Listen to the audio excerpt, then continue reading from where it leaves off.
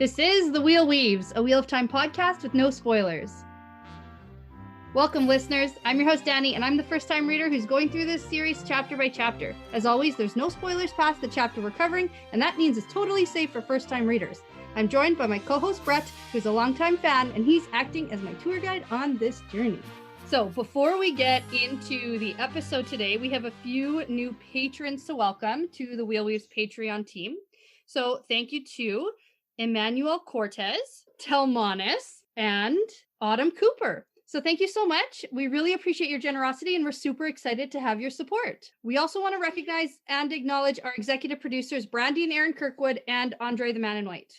And this episode is particularly special because we have a guest on with us. Yeah, we do. And we're doing a YouTube live stream for the first time, kind of. We're venturing out. Yeah. So pleased to announce that we've got Thom here, and he's going to introduce himself, because I know a lot of first-time readers maybe haven't been in the community for very long and don't know all the things that we're going to talk about. So we're going to get Thom to introduce himself. Hi, everyone. So my name is Thom DeSimone. I'm from New York.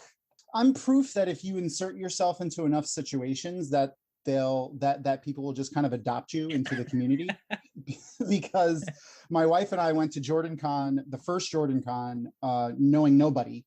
And now I have a character in the last book with a point of view. That's so good. We have our own so show. Cool. I'm getting invited to be guests on TV, like on podcasts and stuff. It's just this community is so welcoming and open. It's a great time. But shameless plugs. We have our own show. I say us because I have two other co-hosts, Ebony and Kitty, who are fantastic people. I've known them. I've known Kitty for like 12 years. Ebony for like 6. Awesome. But they're also a lot of fun. And that's on the YouTube show for Dragonmount? Yes, Dragonmount is our sponsor. So is Tour Books. We've had some stuff from Amazon too, giving us help and stuff like that.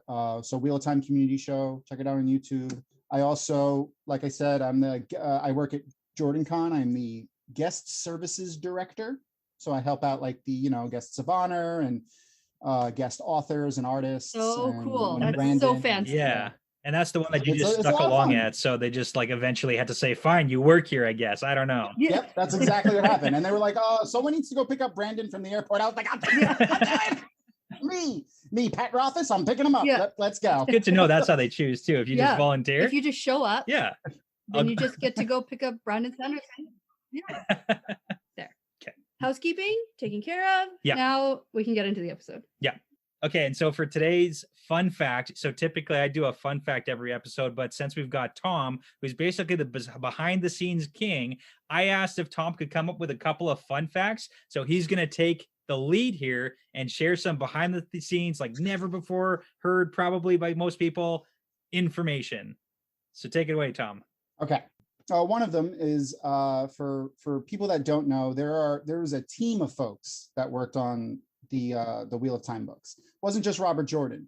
Alan Romanchik and Maria Simmons. I mean, obviously Harriet was the editor, his wife. Yeah.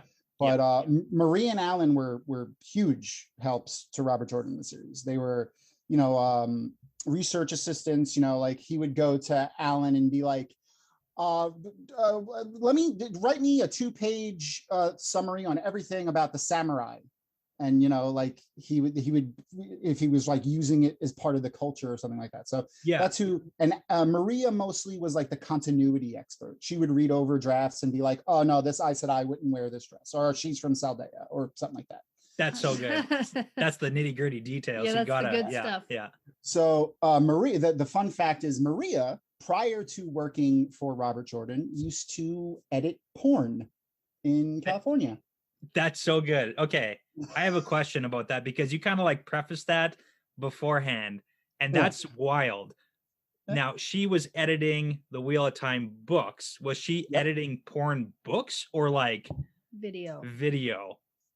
I'll let you ask her that question when you come to JordanCon. Oh my God, are you going to leave me hanging on this one? Yep, I'm going to leave you hanging. Then it'll just be a fun thing that you can ask her when you. I have to say, when I meet her, I'm probably not going to be like, "Hey, tell me about that time you." She would love that. She would think that's hilarious. She's a fun person. She's a really fun person. I'm going to get kicked out of JordanCon the first time I go. Okay, so this other one it's a short story. It's a personal one for me. Awesome. Do it.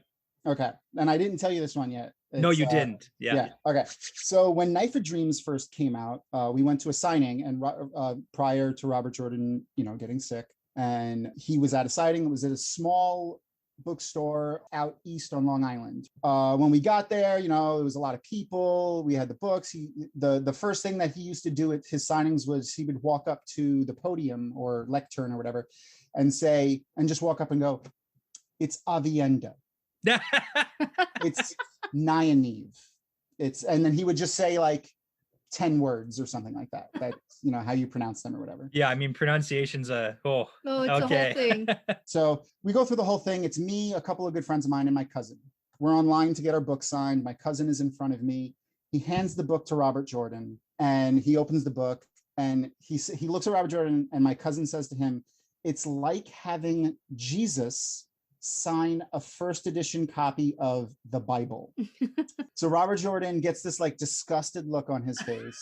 Oh my God. And he's like, he signs his name, he closes the book, he shoves it across the table, and he goes, "I write a book, son. I write a book." And my cousin walks away, and then I walk up, and I'm like, some people are crazy. Oh, that guy. Yeah. I'm definitely not related to her. Know him. Exactly. I have completely no idea who this person is. So Wow. He took it upon himself. Like, he was signing my book. He closes it and he puts his pen down. He's like, it's not the weirdest thing that someone has ever said to me. Actually, I once had a group of Hell's Angels come in for a signing in California and tell me that if I died before I finished the series and didn't have someone finish it, that they would desecrate my grave. Wow. And okay. I believe it. Yeah. So and then he said, and that's not the weirdest one I've ever heard. Another author friend of mine, who shall remain nameless, once received a dead cat in a cooler as a gift at a signing. No, oh my thanks. God. Yeah. Okay. Yeah. So funny. That's a funny story. It gets better. Oh my God, it's not done yet. Okay. It's not done yet. So in 2019, we were at JordanCon. We have like a pre-dinner with the chair of the JordanCon for JordanCon, the guests of honor, and if Brandon or Harriet come, they usually go to that dinner too. So I go because that's my time to get to meet the guests of honor, so I can like talk to them about what they're doing, and get to know them so that they know me, and I'm usually their handler through the weekend. So Sure. I'm sitting at the table. It's Maria, Harriet, me, my wife, and the con chairs of JordanCon. And we're just talking. They were doing a signing for Warriors of Altai. And, she was asking me questions about signings. So we're talking about signings, blah, blah, blah. And then I tell her that story that I just told you guys about my cousin. Okay. Right. And she goes, "Oh, that made it to the table." And I'm like, what? She's like, "He used to tell people that story, like at the dinner table." Oh my God. Of like, oh, this crazy kid that I had at one of my signings. I mean, oh my God. And it's your cousin. Yeah. And that was 8 years later. That's She so remembered funny. the story. She's like, "Oh, I've heard that one." Yep. So Wow. I immediately called my cousin, was like, "You made it to the table," and then hung the phone up and didn't tell him what that meant. It's like not in a good Until I way. got back. Yeah, until JordanCon was over and I went home on Tuesday. All right. That's good. That's awesome. Thank Okay. you for that. That has literally topped every fun fact I've ever done combined. Yeah. So that's like 100 and some. Yes. So let's dig into the chapters. Are we ready for this? Yeah, I'm ready for it. Do we want to do a preemptive shot? Because I know we have some people watching us right now. Do they want to do a shot? I don't know. All right, let's do it. Let's do Let's it. go it. We'll start it off. Start off the night right. So for those of you who are watching, our shelf here contains shot glasses that have been sent in by our lovely fans, because we do like to take shots during our episodes, and people like to send us shots from different places. Yeah. So it's really cool. So today we have matching Maine shot glasses. Nice. Yeah. All right. People got their glasses ready. Tom, you good? Oh yeah. Okay. Cheers. It's Thanks for coming on. And spoiler warning, I'm going to try to make a really bad Harry Potter reference a little bit later tonight. So we're going to see how that goes. And it always takes me like 17 minutes to recover from doing a shot. Okay. You ready? You good? Yeah. So good. You got to train up for JordanCon. Saturday night dance party gets a little wild. I can't wait. Okay, so we have chapters 27 and 28 of The Shadow Rising. Yeah, so chapter 27, we've got Within the Ways, and chapter 28 is To the Tower of Ghenjei. Cool. That's probably how I would have pronounced that. Yeah. So, Okay, so last time we had Rand taking us through a super emotional journey through the glass columns in Ruidian, giving us the history of the Aiel. Matt almost died, yeah. and then, or maybe he did die, and then he's living again, and then that's like that whole thing. Yeah, perhaps? we talked about that. We don't know. I'm not sure. That part's a little unclear so far. Anyway, he was an idiot and went into the doorway that he knew nothing about, and some fox people were scary and terrible. Yeah, okay. That's what happened last time. Yeah. It was quite heavy. It was quite a heavy chapter. The episode was the longest we've ever done. It was almost 2.5 hours for one episode, and so we're gonna have a lot to come back to. Also, I want to chime in on the Matt thing real quick. Did you pick up that he's Odin? Yeah, we've talked a little bit about how there's like character interpretations. Yeah. I haven't like mentioned the Odin stuff yet. No, but that's fun facts to come. There's like the Thor I mean, stuff.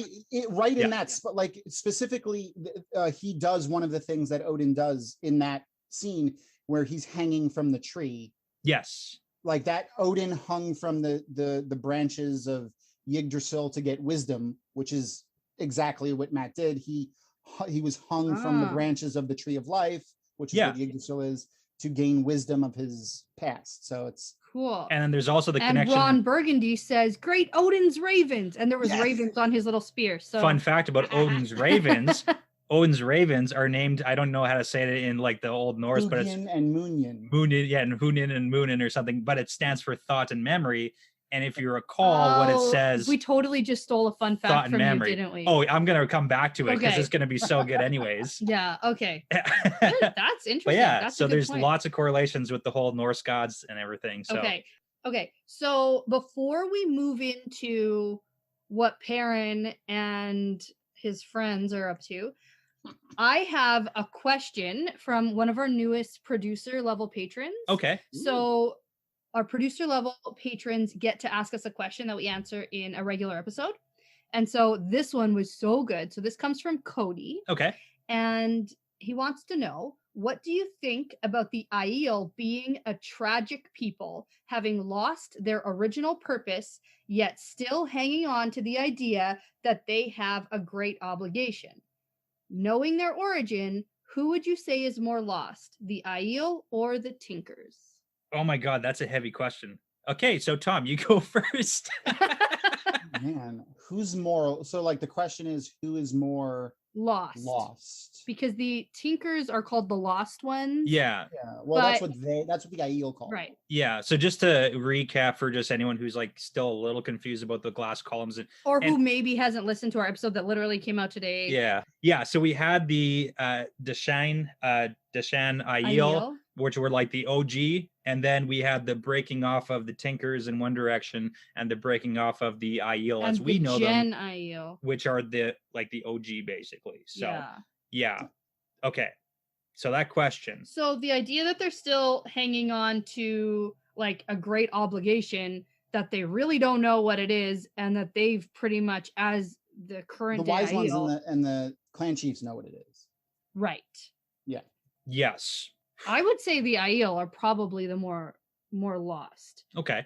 I would say that they have strayed the most from their originality. Okay. Whereas the Tinkers, they're looking for their song. Sure. Which we now know actually existed. Okay. And was a thing that they would sing with the Ogiers to, it didn't make the days better. We didn't talk about that. So you think that the song that the Tinkers are searching for was like the songs of the seed songs. I thought that was obvious. No, we didn't talk about that at all. We didn't have enough. We talked for 2.5 hours, but that wasn't one of the things we covered. Maybe the Tinkers need to go talk to some Ogiers. Ones who can sing. They deal with the Ogiers. They do.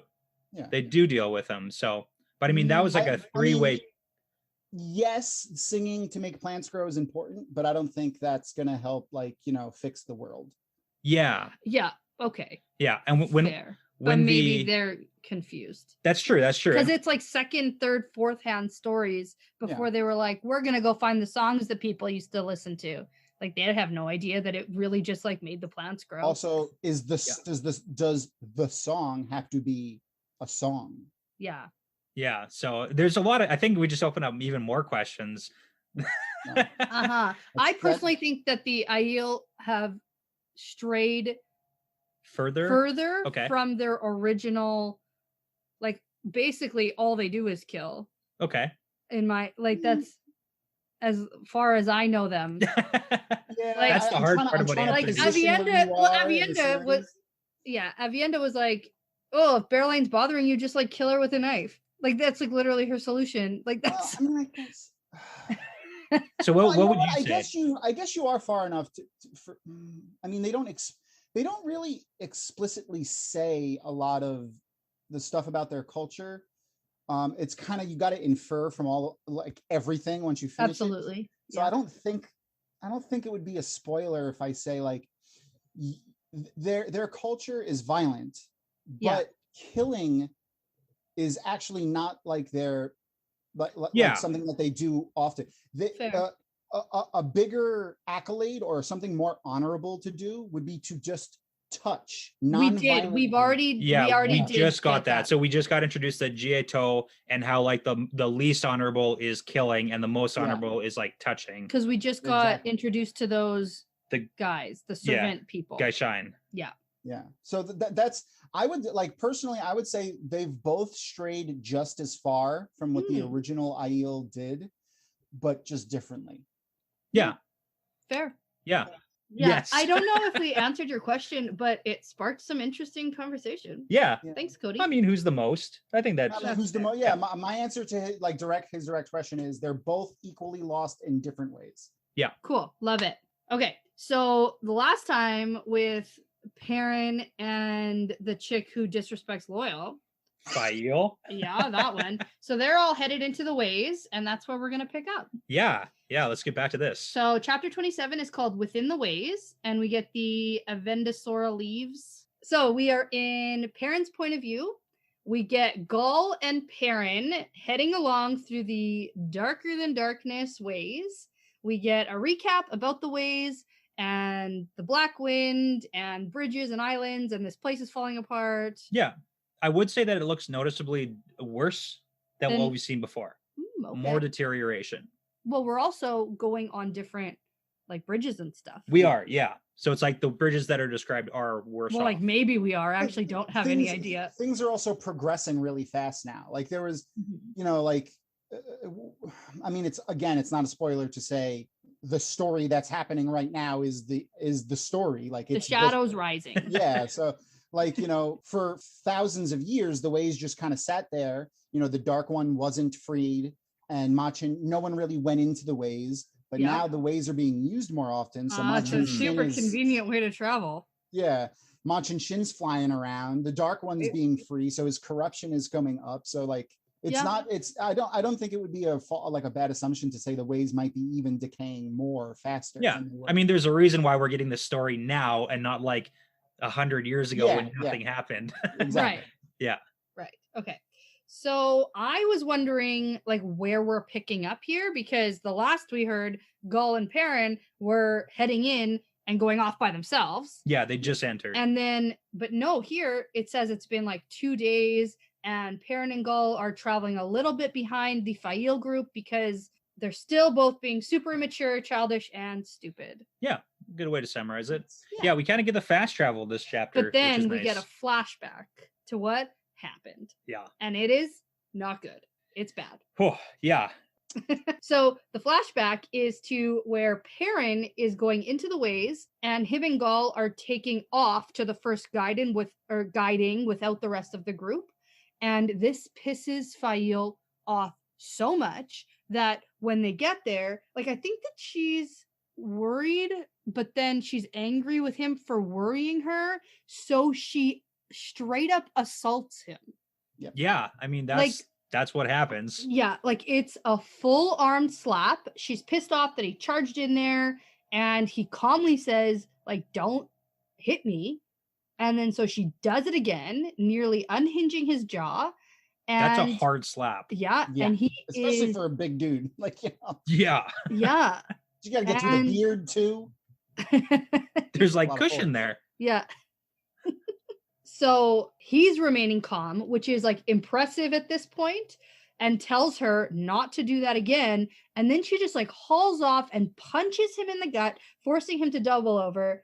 She goes to punch him again, but then he grabs her by the scruff of the neck and then ... Something happens. So we are against writing about men hitting women, Yeah. but the women hitting the man a bunch of times. Well, here's the Strict- question too: is like- what do you think happened? That's what I want Well, to know. okay, so later on it says that she's refusing to sit gingerly. Okay. Yeah. I noted He that in couch. the writing. He So probably she slaps her ass. she got spanked. Like Yeah. over the knee. Oh no, by the Probably. scruff of the neck. And then He literally grabs her. I don't know. because, like, he's a big, giant, strong dude. He's not gonna smack her. He's not gonna punch her. He doesn't want to hurt her.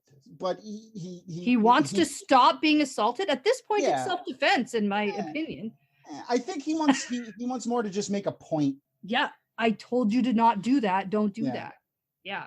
Yeah. I I mean, agree. overall, it's really bad None of what's it's- happening none here. of Yeah, it's so- none of that is a health. None of that is. It's not healthy, especially in our standards and the way Well, we live. especially like if we're going to talk about how the writing has progressed and like how we're looking at it now, like it was written 30 years ago. Well, I mean, okay, but here's a valid point. It doesn't matter if it was written nowadays. Yeah.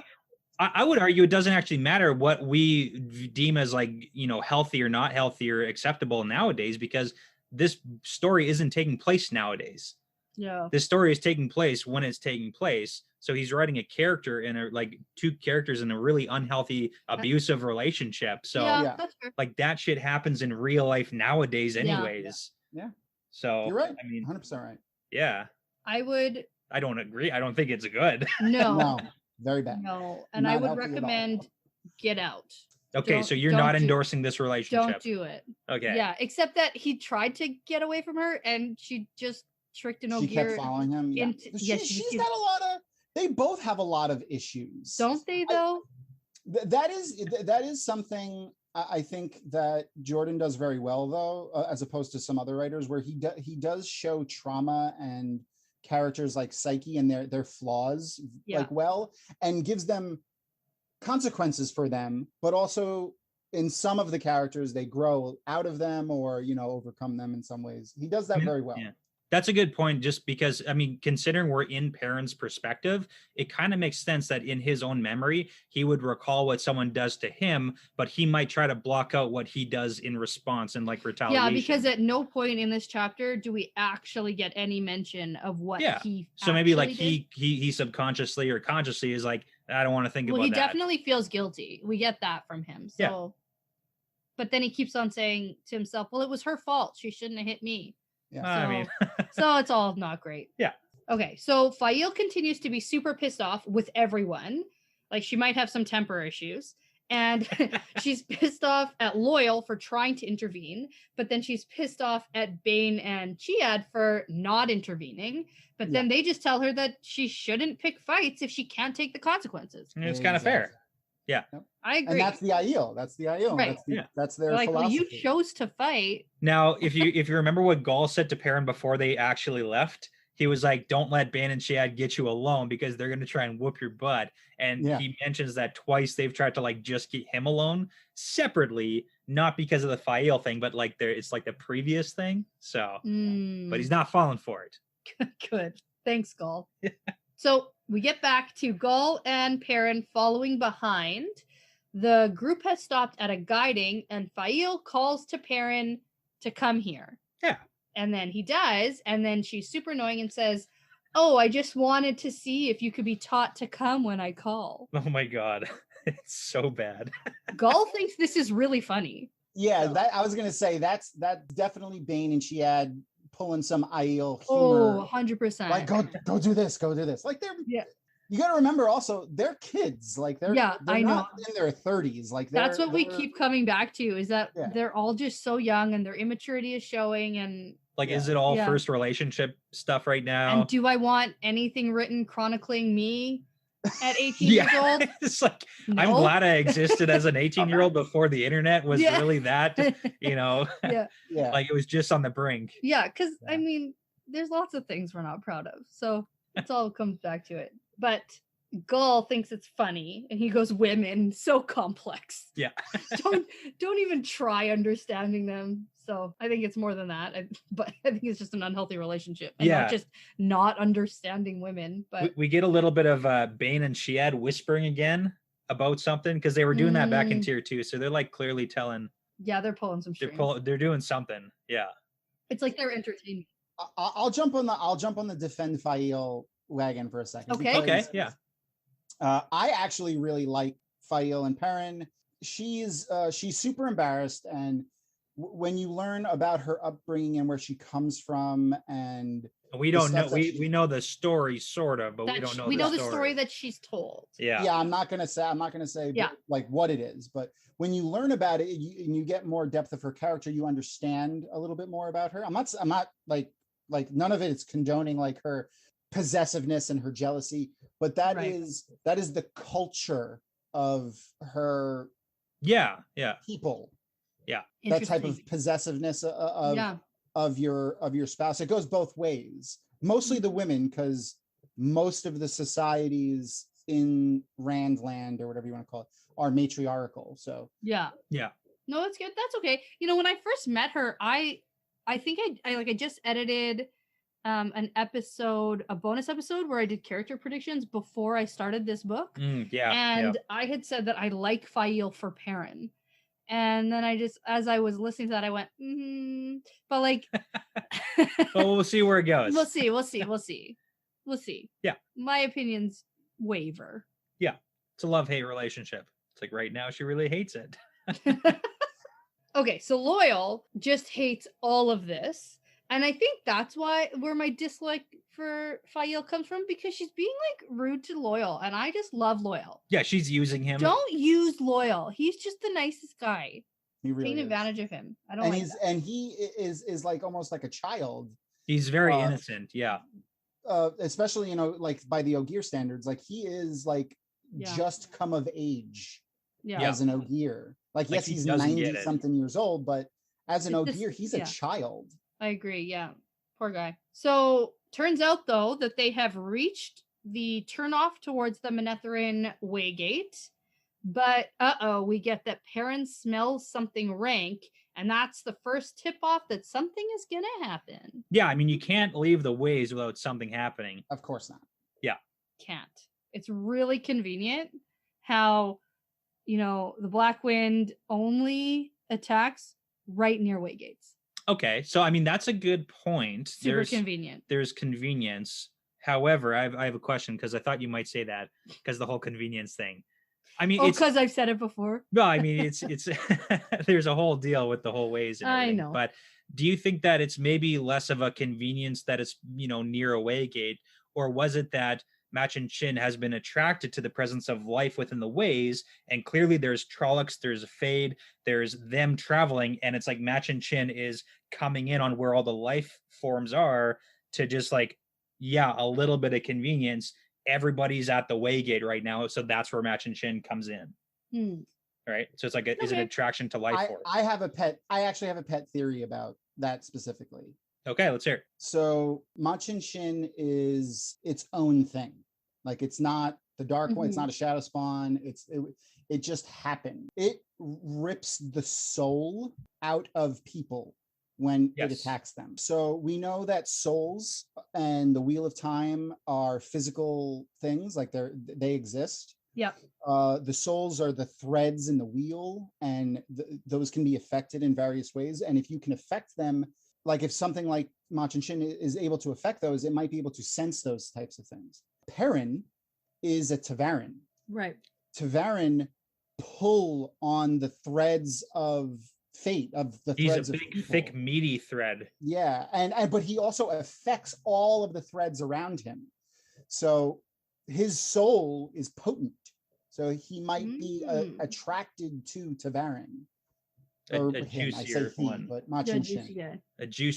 A juicy soul that Yeah. Machin Or Shin is even attracted just to. even just unknowingly attracted, because Machin Shin is somehow tied to the metaphysical plane where the souls exist. So just through that, it is somehow it is pulled to Tavarin in the same way Tavarin pulled the fate around them. Love it. Cool. I like it. Yeah. All right, fine. I'll take it. Okay, so not just a plot device. But also a plot device. Okay. Definitely. Because it is a story. 100%. It's like, let's have a little bit of fun action. Yeah. You know, ooh, are we going to escape? And then there's a door right here. Let's escape. No, they like escaped. that's, you know. Yeah. It's to make the parent chapters less boring. That's what it is. What I say to you. Hey, we Yeah. warned you ahead of time. Danny is not on the I need parent you. bus right No, now. I need you to be a parent advocate too. Yeah. No, I am Okay. 100% a parent advocate. So, anyways, something's gonna happen. Parents smell something. It's Trollocs. So there's a big fight. Yeah, Smash, smash. They kill the Trollocs. that's And, actually pretty much the summary too. Like nothing that. yeah. It's like they get cut up a little bit. It's like it's bad and scary. And, Yeah, no one's like deathly injured. No one's like that severely hurt. Yeah. Parent's got some cuts and scrapes. Yeah. Yeah, We do I get an mean- important note that Perrin is using a hammer. Not the axe. Not the axe. So that's Yes. just like the only really important thing that I noted. Perrin is hurt and bleeding, and so is Loyal. Once the Trollocs are down, they're ambushed by a Murdral, and it takes a lot to kill this guy. Yes, it does. So there's like arrows, you know, in him, and Fael throws a knife at his face, and then Perrin just like smashes his head in with a hammer, which sounds super graphic. It sounds so Yeah. gross. I will note that Perrin does definitely pull out some of the wolfness in this scene. I was Or- gonna say, Yeah. young Bull makes an appearance here. That's what I have in my note. Yeah, I mean, even him like referencing the fate as a Neverborn, that's like the wolf Yeah. name for it. So, That's what and he then thinks like he I want to wants. put my teeth in its throat. Gross. Like there's that too. That's not like a Perrin necessarily. That's like the No, wolf. that's young Bull That's- for sure. That's him struggling with the beast nature, you know. Yeah, the inner struggle he has always. Yeah. So he smashes in the head of the Murdral, which like flails around still, but we get that they do that. Yeah. And we get that there are more Trollocs coming. And it's interesting because these Trollocs didn't go down when the Murdral died. Yeah. So they're not all linked together. They're not all linked together, these ones. And they're like, we gotta get out of here. Yeah. Yeah, we gotta run. go. Yeah. We gotta go. Good idea. Yeah. Yeah. Oh, you're not gonna argue with me this time? Yeah. God. Okay. So as they get to the way gate, they start hearing the sound of, now I always say black wind because I can't say, what is it? Machin Shin. Machin Shin. Machin Shin. Yep. Yeah. You Okay. got it. Machin Yeah. Shin. Okay. Black wind So, works and, too. That's what it is in English. yeah.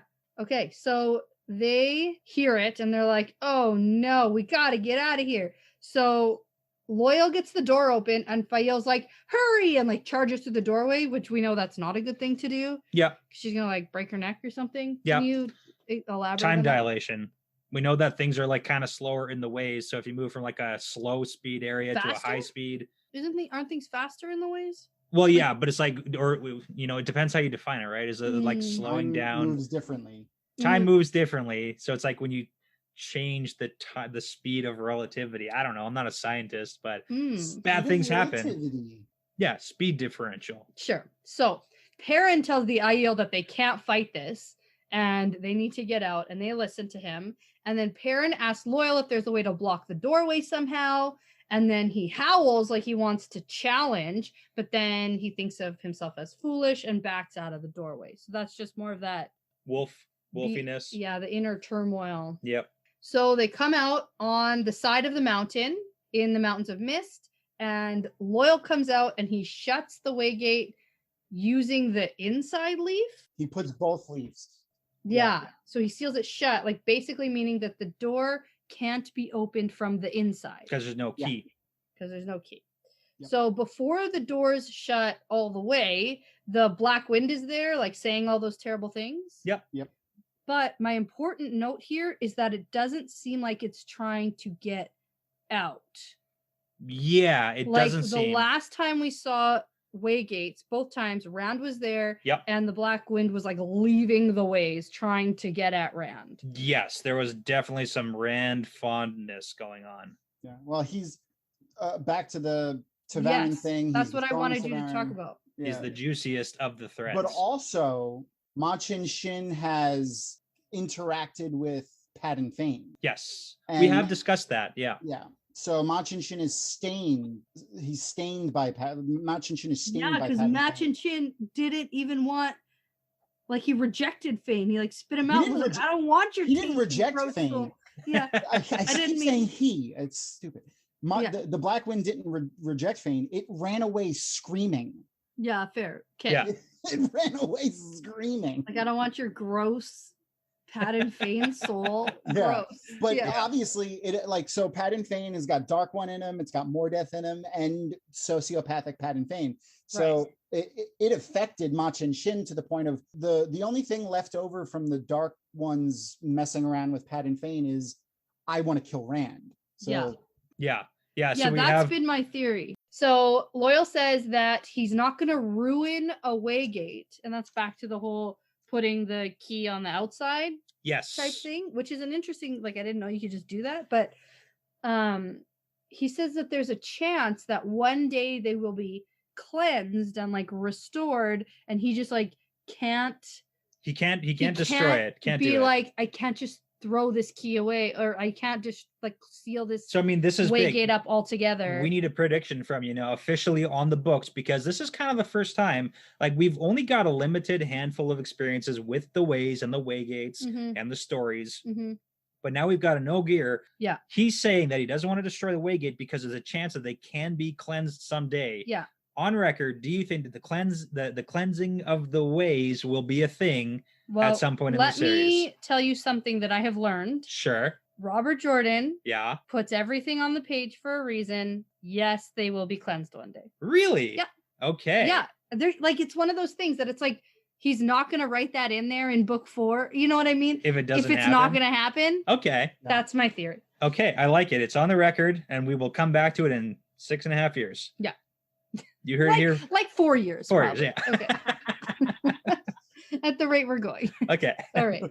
So now they're in Manetheren, and we get the whole entire history recap, which I actually, while I was reading, found helpful here. Like, I know sometimes there's a recap of stuff in books, and it's just like, okay, I get it. Move on. We know. But the recap about the Manetheren history actually helped me. Really? Okay. Because I hadn't heard it since, I think, book 1. Like Moiraine's story? Like maybe one other time since then. And Chapter so 3 of book 1 or whatever. Yeah, exactly. And that was when I had no idea what the fuck was going on. So I liked it here. Okay. I don't know if you want to cover it at all. I wasn't gonna. Is there anything you have? Well, we know that Aemon Alcar Thorin was like the king, and then he died, and then his wife blew up everything. Because of the power. More or less. Yeah, she did the whole like powered up too much. Pulls the LTT and turn yourself into a man. I was about to say. She pulled the loose Theron. Yeah. Yeah. And then now Aemon's field is Emond's field, so that's why they're the blood of Manetheren. Yeah. And Manetheren was really important. Turns out. Yeah. It was a very like diverse country. They were a country. Manetheren is kind of like the ideal of the United States. They're a country of refugees and of immigrants. That's the word. There you go. That's the one. I guess that shot affected me more so than I thought. Well, just get ready because I got a bad Harry Potter reference soon. They were a country of like, made up of people from almost everywhere, and they were very, forward thinking, technologically advanced. They were like a pinnacle of good. Yeah. Yeah. I mean, the big things we know about them, they were like the thorn in the Dark One's foot or something like that. Side. Like, in the side. Yeah. They it was were like kind of like the Spartans in their. Yeah. They're like good of super fighters good. They were. Yeah. Yeah. And they got like betrayed and then like. Yeah. And I do have to say, so we got a lot of talk about the Ogier Grove in Manetheren, about it being like one of the best or something like that. Loyal had gone on a rant a couple books ago about how Manetheren had like one of the best, maybe second only to Tar Valen's something like that. Anyway, so we got no real mention of it, and I was secretly hoping that this one would still be intact for Loyal. Ooh, okay. It's not. And when he was like walking, I feel so bad and he for was him. walking through Tyr, and it was like terrible, and he's like getting angry. This used to be such a good grove, you know. And It's I kind was, of sad because he has to do that like everywhere I too. know, Yeah. and I was really hoping that this one would be still there, sort of for him. Nope. It's not. It's not. Nope, it's not. It's not. So what used to be the Ogier Grove here is now like scatterings of trees. It's not good. It's terrible. Not, yeah. Gull at one point, we'll get to it, equates it to the waste. Yeah. Which is like he doesn't even say that it's a forest. Hey, Like, that's next chapter. I You're know. stealing all the good stuff from I next know, chapter. but I was just like, man, poor Loyal, like can't catch a break at this point. I feel so bad for him. He's like a fanboy who's been reading like, you know, about the history of all these areas, and he comes out and realizes that he's like 1,000 years too late. That's so sad. It is Yeah. sad. I feel so bad. But I also, if you remember correctly, predicted that Loyal would one day go to the Two Rivers. Yay. Except he's not going with Rand. Yeah, it was Rand who was like, "Oh, I'll show you my home, and then you can show me your Steading. your home." And I said, yeah, totally Loyal's going to get to the Two Rivers. But I What? didn't expect it like this. On this Yep. whole death mission trip with Perrin. Right. Except no one knows it's a death mission except for Perrin. Yeah. Okay, so then something happens here because Perrin notices two hawks circling in the sky, like a ways off, and then an arrow flies up and gets one of the hawks, which is weird and doesn't make sense because, like, who would be out here hunting hawks? They're like really far away from everything. Just keep in mind, like they're and decent. only like Perrin's eyes can see it, sort of. Yeah, it's like way off in the distance. Yeah. And then a big cloud of black ravens flies up out of the trees and gets the other hawk. And then this like freaks Perrin out, which is understandable. Yeah. Especially considering the whole ravens chapter where him and Uh-huh. Egwene and Elias like escape, like just run and run and run for miles and miles and miles. And they like eat that fox. Yeah, he has a little like- PTSD about those ravens at this point. Absolutely. And like So it's understandable. kind of funny because obviously like He we've was got sacrificing it. He was like ready to kill Egwene so that she wouldn't like go to the ravens. oh yeah, he was Yeah. ready for it. Like he'd made That peace was a with hard that. time. It was Yeah. emotionally difficult, and they'd like just left the Two Rivers more or less, and it's like, am I gonna kill my best friend here? Yeah. So obviously we've got no clue who this is, so I'm not gonna ask you, oh, who do you think it is? But I do want to ask you, is this a good guy or a bad guy? It's a bad guy. I got a feeling it's a bad guy. Who's just shooting hawks Yeah. and has like this gang of ravens? It's like he's shooting the hawks for like the ravens to feed on or something. Like it's so It seems like the strange. ravens are like connected with wherever these And we arrows are know that coming from. ravens aren't good Yeah, at this point The- anyway. Like there's no It's, way. it's not that ravens aren't good, it's that they can be corrupted by the dark one. And they can be Yeah. spies for Yeah, shadow eyes. yeah. That's Yeah. what God calls them. yeah. Shadow They're eyes. shadow spawn. Yeah. They can be turned into shadow spawn. Yeah, Fair. yeah. Okay. So I wrote in my notes, I have no idea what's going on here. So I'm glad you didn't ask me to tell you what's going on I'm here. gonna put a pin in that for later. Good. Okay.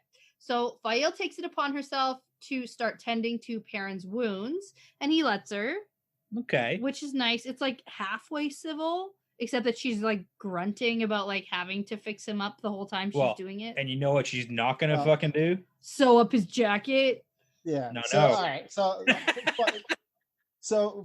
the country he comes from, their mentality know. is kind of framed off of Italians. And being Italian, I can tell you that we will help you take the shirt off our back and give it to you, but the entire time we'll do it, we will complain and yell at you. Fair. But a huge part of what we do here is just take a look at everything only I know. And so these are like, as a first time reader, my Yeah. perspective of this bitch is that she's a bitch. Like, She is. She's got straight up. two. She's Well, got and what two. Tom's saying here is she's just Italian. She is. I don't want to put words in your mouth here. Yeah. We as a people are loud and we curse a lot. What do you do? Fair. You know, beautiful country. I'll let it. I'll It let it is pass. a beautiful Yeah. country. We did love it a lot. Okay. So anyway, she's still awful. Okay, so Perrin thinks again about the wolfy thoughts that he was having, and he's reminded of the guy who went full wolf Yes. and thinks like it's best for him to just go find the White Cloaks and die, Yeah. essentially. I mean, we've kind of talked about this whole parent things a few times, but like he's got 2 experiences right now with wolf people. One being Elias, which is like the crazy forest man who like lives with the wolves, but you know, not completely Not insane. completely wolf, but not completely man. Just like 6 out of 10 crazy. Doesn't live with people ever. Yeah. And then we've He's got been able like to, he's been able to balance it. Yeah. Yeah. Well, balance it to what Elias clearly is cool Happy with. Yeah. Perrin doesn't think that's a good system, but then the other spectrum side of that is Noam, who is like full wolf. Full wolf. Yeah. And that's Perrin's experience. So he kind of at this point thinks like those are my options. Yeah. If he can help it. Like he really thinks he's trying to avoid the wolf so much because he doesn't want to go full wolf. Yeah. So he doesn't understand very much, which is fair because we don't understand very much. And he reluctantly at this point sets his mind to reaching out to the wolves because he needs to like find some stuff out here. But he finds nothing, which is super weird and concerning. Is it weird, or do you just have bad cell reception in the mountains? Because I can tell you, living in Alberta, bad wolf reception. Bad reception in the mountains. Yeah. No, it's bad. He finds nothing. So not. If anything, he should find lots of wolves. Okay. Yeah, they're so far from cities. Yeah. Wolf reception should be good in the mountains. Yeah. So that's the end of this chapter. Yes. Yeah. Which is good. Well, it's not good. It's not good that the wolves like aren't around. Yeah. That's bad. That's bad news bears. Okay. Bad news wolves? No bears. No theories yet about that? I mean, is it connected with the weird hawk and raven? Yes. Oh yeah. Okay. I don't know. They don't have to be connected. Oh, it is though. Okay. And I mean, also it goes into that in the next chapter a little bit. Yeah, we do get into it. Yeah. Okay. What are you looking for? I was just gonna. I can do the Harry Potter. It's kind of like an in between. Okay, go. Okay, so this is like a true story, and it's real facts about Harry Potter. I hate when you do things like this. Are we setting it up like a ghost story? We're setting it up. So, if you recall, and I only know this from the movies, I'm only saying this, and this is the only reason I have this Harry Potter reference, is because while you were reading, I heard you exclaim, "Oh my God, this forest scene is so boring."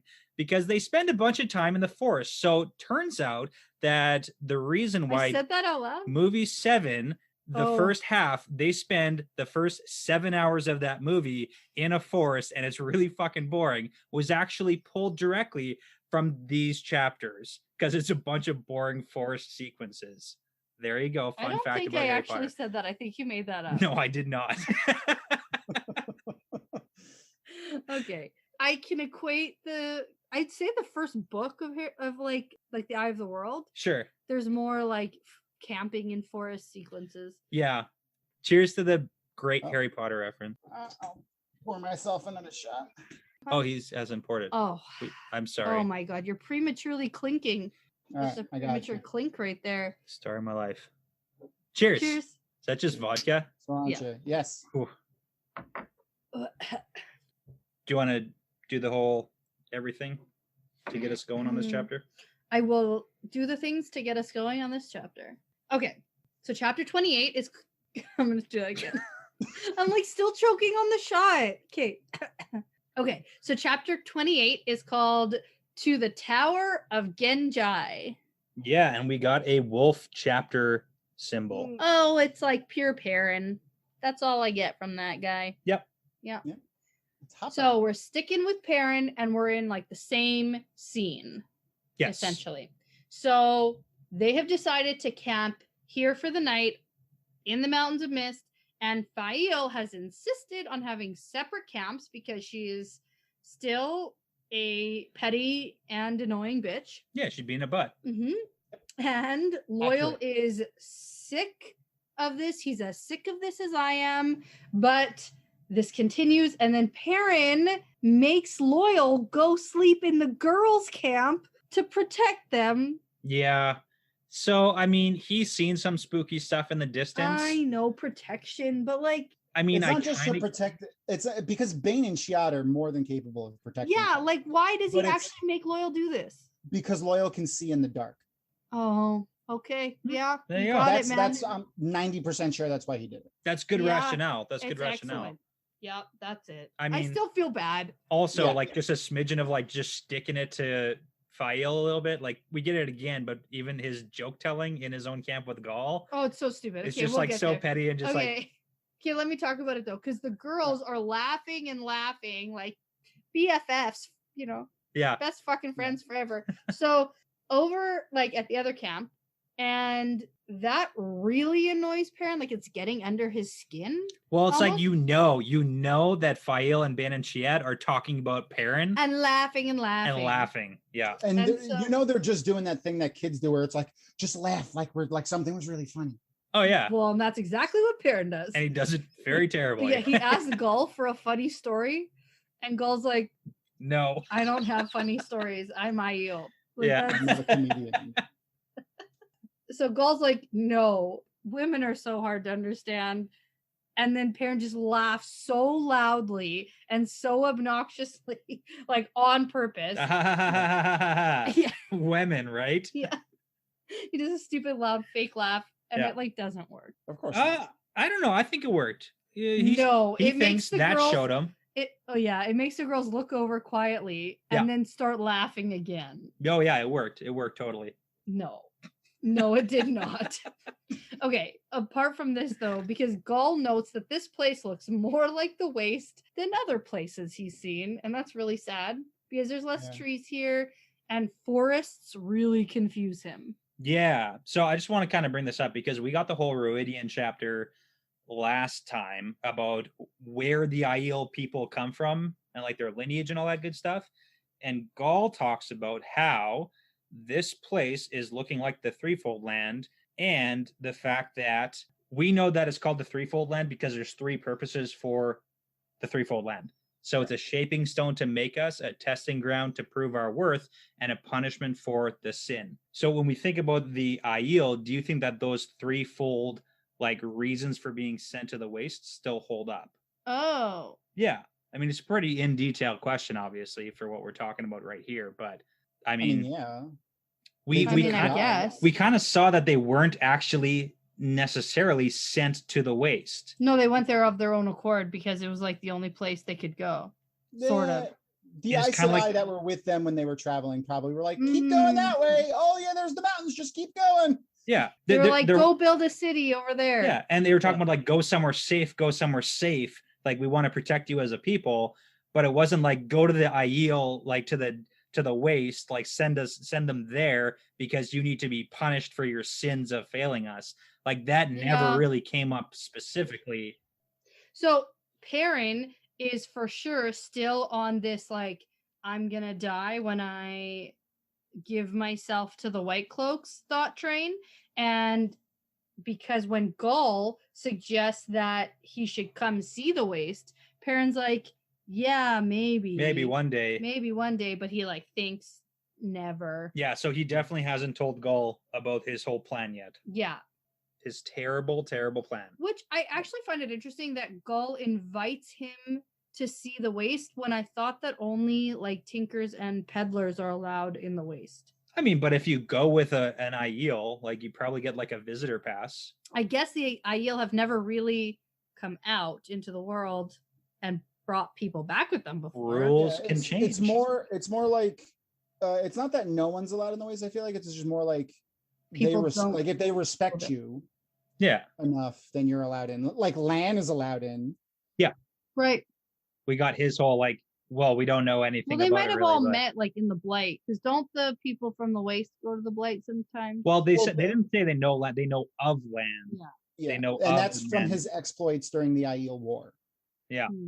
So, and he's like the last man of Malkier. So, like they And know he's the of baby the dude. king. Baby king. Yeah. Baby So, king. yeah, there's a whole lot of back history we still have not yet received. Yes, that's all Yeah. accurate. All right.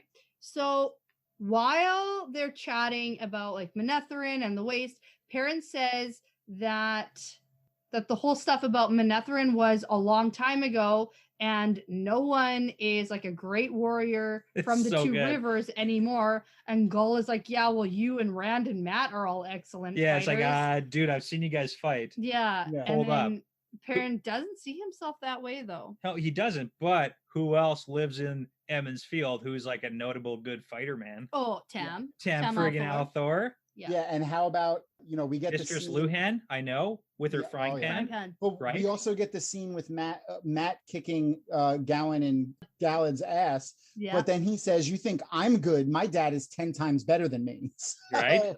Abel Coffin. I mean, there's some friggin' good warriors in the Two Rivers. Like, let's go. Oh yeah. Turns out it's the old blood.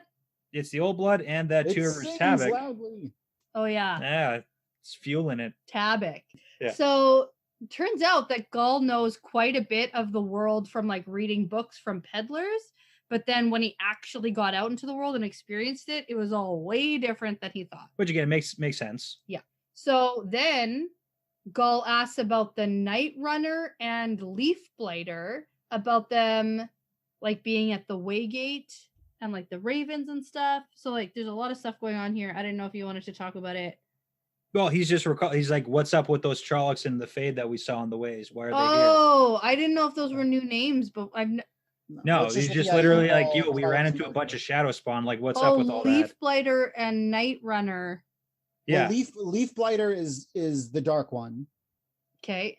which is interesting because that sounds like something more that a tinker would say, Mm, calling someone like the Aiel. One of the Aiel terms for the dark one is Leaf Blighter. That's Right. It's just Yeah. And we an odd got in term one for of the Aiel. like visions that all the Torah trees were dead. Yeah. Yeah. It's just an yeah. interesting term for an Aiel to use because there's Yeah. no trees. Right. But Night Runner is a fade. Yeah. Okay. So it's like, what's up with the Fade and all the Dark One boys? Okay, because I wasn't really sure. Because I mean, that's a legitimate question. Why are they near Manetheren? Yeah. Like, why are they at the Waygate here? We came to Emmons Field. Yeah, I was gonna say, are these like Trollocs still all left over from like But I mean, a year ago? That's a question. We're here because Perrin's going because we got the White Cloaks, who also Thane is like basically there too with them, like leading or doing There's whatever, a lot whatever. of stuff going on. Why are there Oh, yeah. Trollocs and Fades here? What's going on? Are there more? Probably. I mean, those are all the questions you have to kind of speculate about. So That's true. yeah. All right. But Perrin says he means to find out tonight. Then I went, oh, he's getting better at controlling the dreaming stuff. yeah. Because before he was like, just try not to sleep. That was his way to like avoid the Yeah. dreams. And so it's like, Yeah. well, that's not Typical great. man thing to do. Yeah, fair. So before he goes to sleep, he asks Gull, like, why aren't you freaked out by my eyes? Fair question. Yeah, this is his greatest insecurity. 100%. Mm-hmm. He's like, are you looking at my eyes? Do you look at my you? Did you notice my eyes? Don't look at my eyes. Yeah. That's his biggest thing. And so Gull just says, well, the world is changing. And like that's what clan chiefs say and the wise ones say. So Yeah. basically, what does the color of someone's eyes matter? Well, we get a couple, and the reason why I lost my point the last time about the whole thing was because I put my information here that I want to talk about. Oh, I just here it remembered I is. was going to talk about it, but it's like, yeah, the whole like the creator put us in the threefold land to shape us and punish us for our sins. But it's like, was that actually a creator thing? I mean, then we can get into like philosophy, but anyways. I just think that's more because he doesn't know who actually put them there, and since it's mythological to them, he says the Yeah. creator. But I mean, that's He the hasn't thing. gone It is, into Viridian yet. to like the regular Aiel folk, it is mythology, and Yeah. clearly, but that's important because the wise ones and the clan chiefs don't talk about it. Yep. Right? They don't talk about that shit clearly because otherwise anyone would know. But Yep. Gaul is also a smart guy, so everyone's saying that Gaul needs to go become a clan chief. Yep. Here's the thing. Amis threatens to send him to Viridian. Yeah, I want to get a Yeah. prediction from Danny with Gaul specifically. Is Gaul gonna become a clan chief? And if he is gonna become a clan chief, is he gonna survive Ruidian? Oh, if he's going to, then yeah, he's gonna survive. He's got like the mentality to survive all that oh stuff. yeah, he's like, yeah, shit changes. Okay, so he's already like, oh, so many Aiel wouldn't go that far. Yeah. Right? It was too far from the waist and whatever. But he was like, no, I'm going to go help my buddy. I'm going to go. I'm going to explore things. I'm going to do things. Yeah. Like, he's much more open-minded, I think, than we saw the Muradin, average Aiel. Muradin like chew his tongue out and scratch his eyeballs out. And then Couladin, Muradin's dick younger brother, is not going. He's not going to be allowed to go. Yeah. He can't handle the truth. I feel like, he's a pretty level-headed guy. Like, he takes everything in stride. Even when parents like, yo, we got to go through the ways, Gaul's just like, cool. Yep, okay.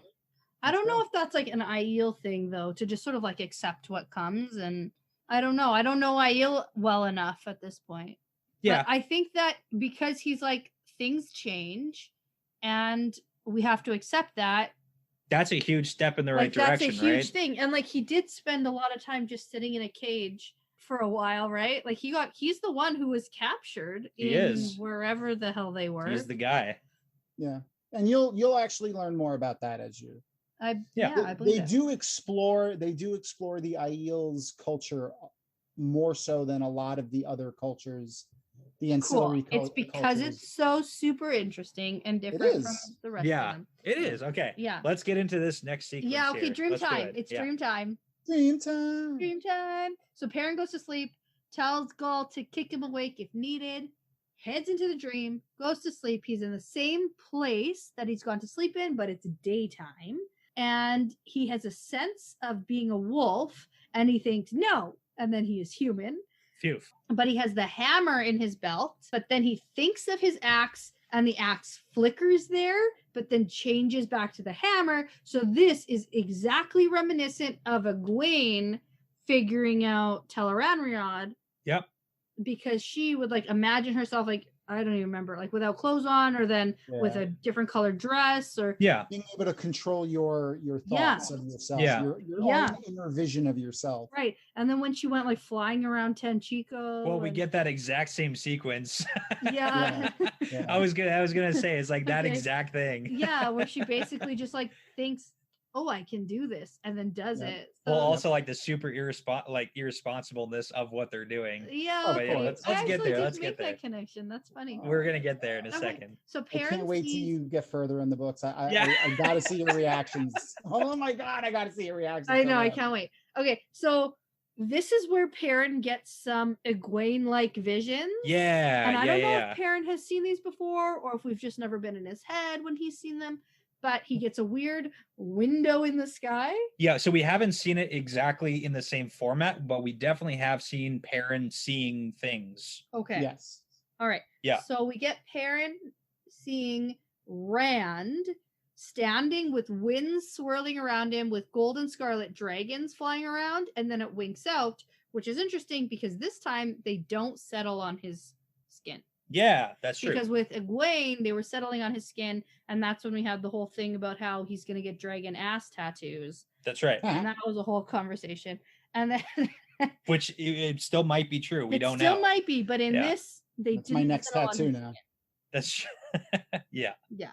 So then he sees another window showing Nynaeve and Elaine walking around in clearly evil Tenchico hunting a dangerous beast. Yes. Now he sees it as a dangerous beast.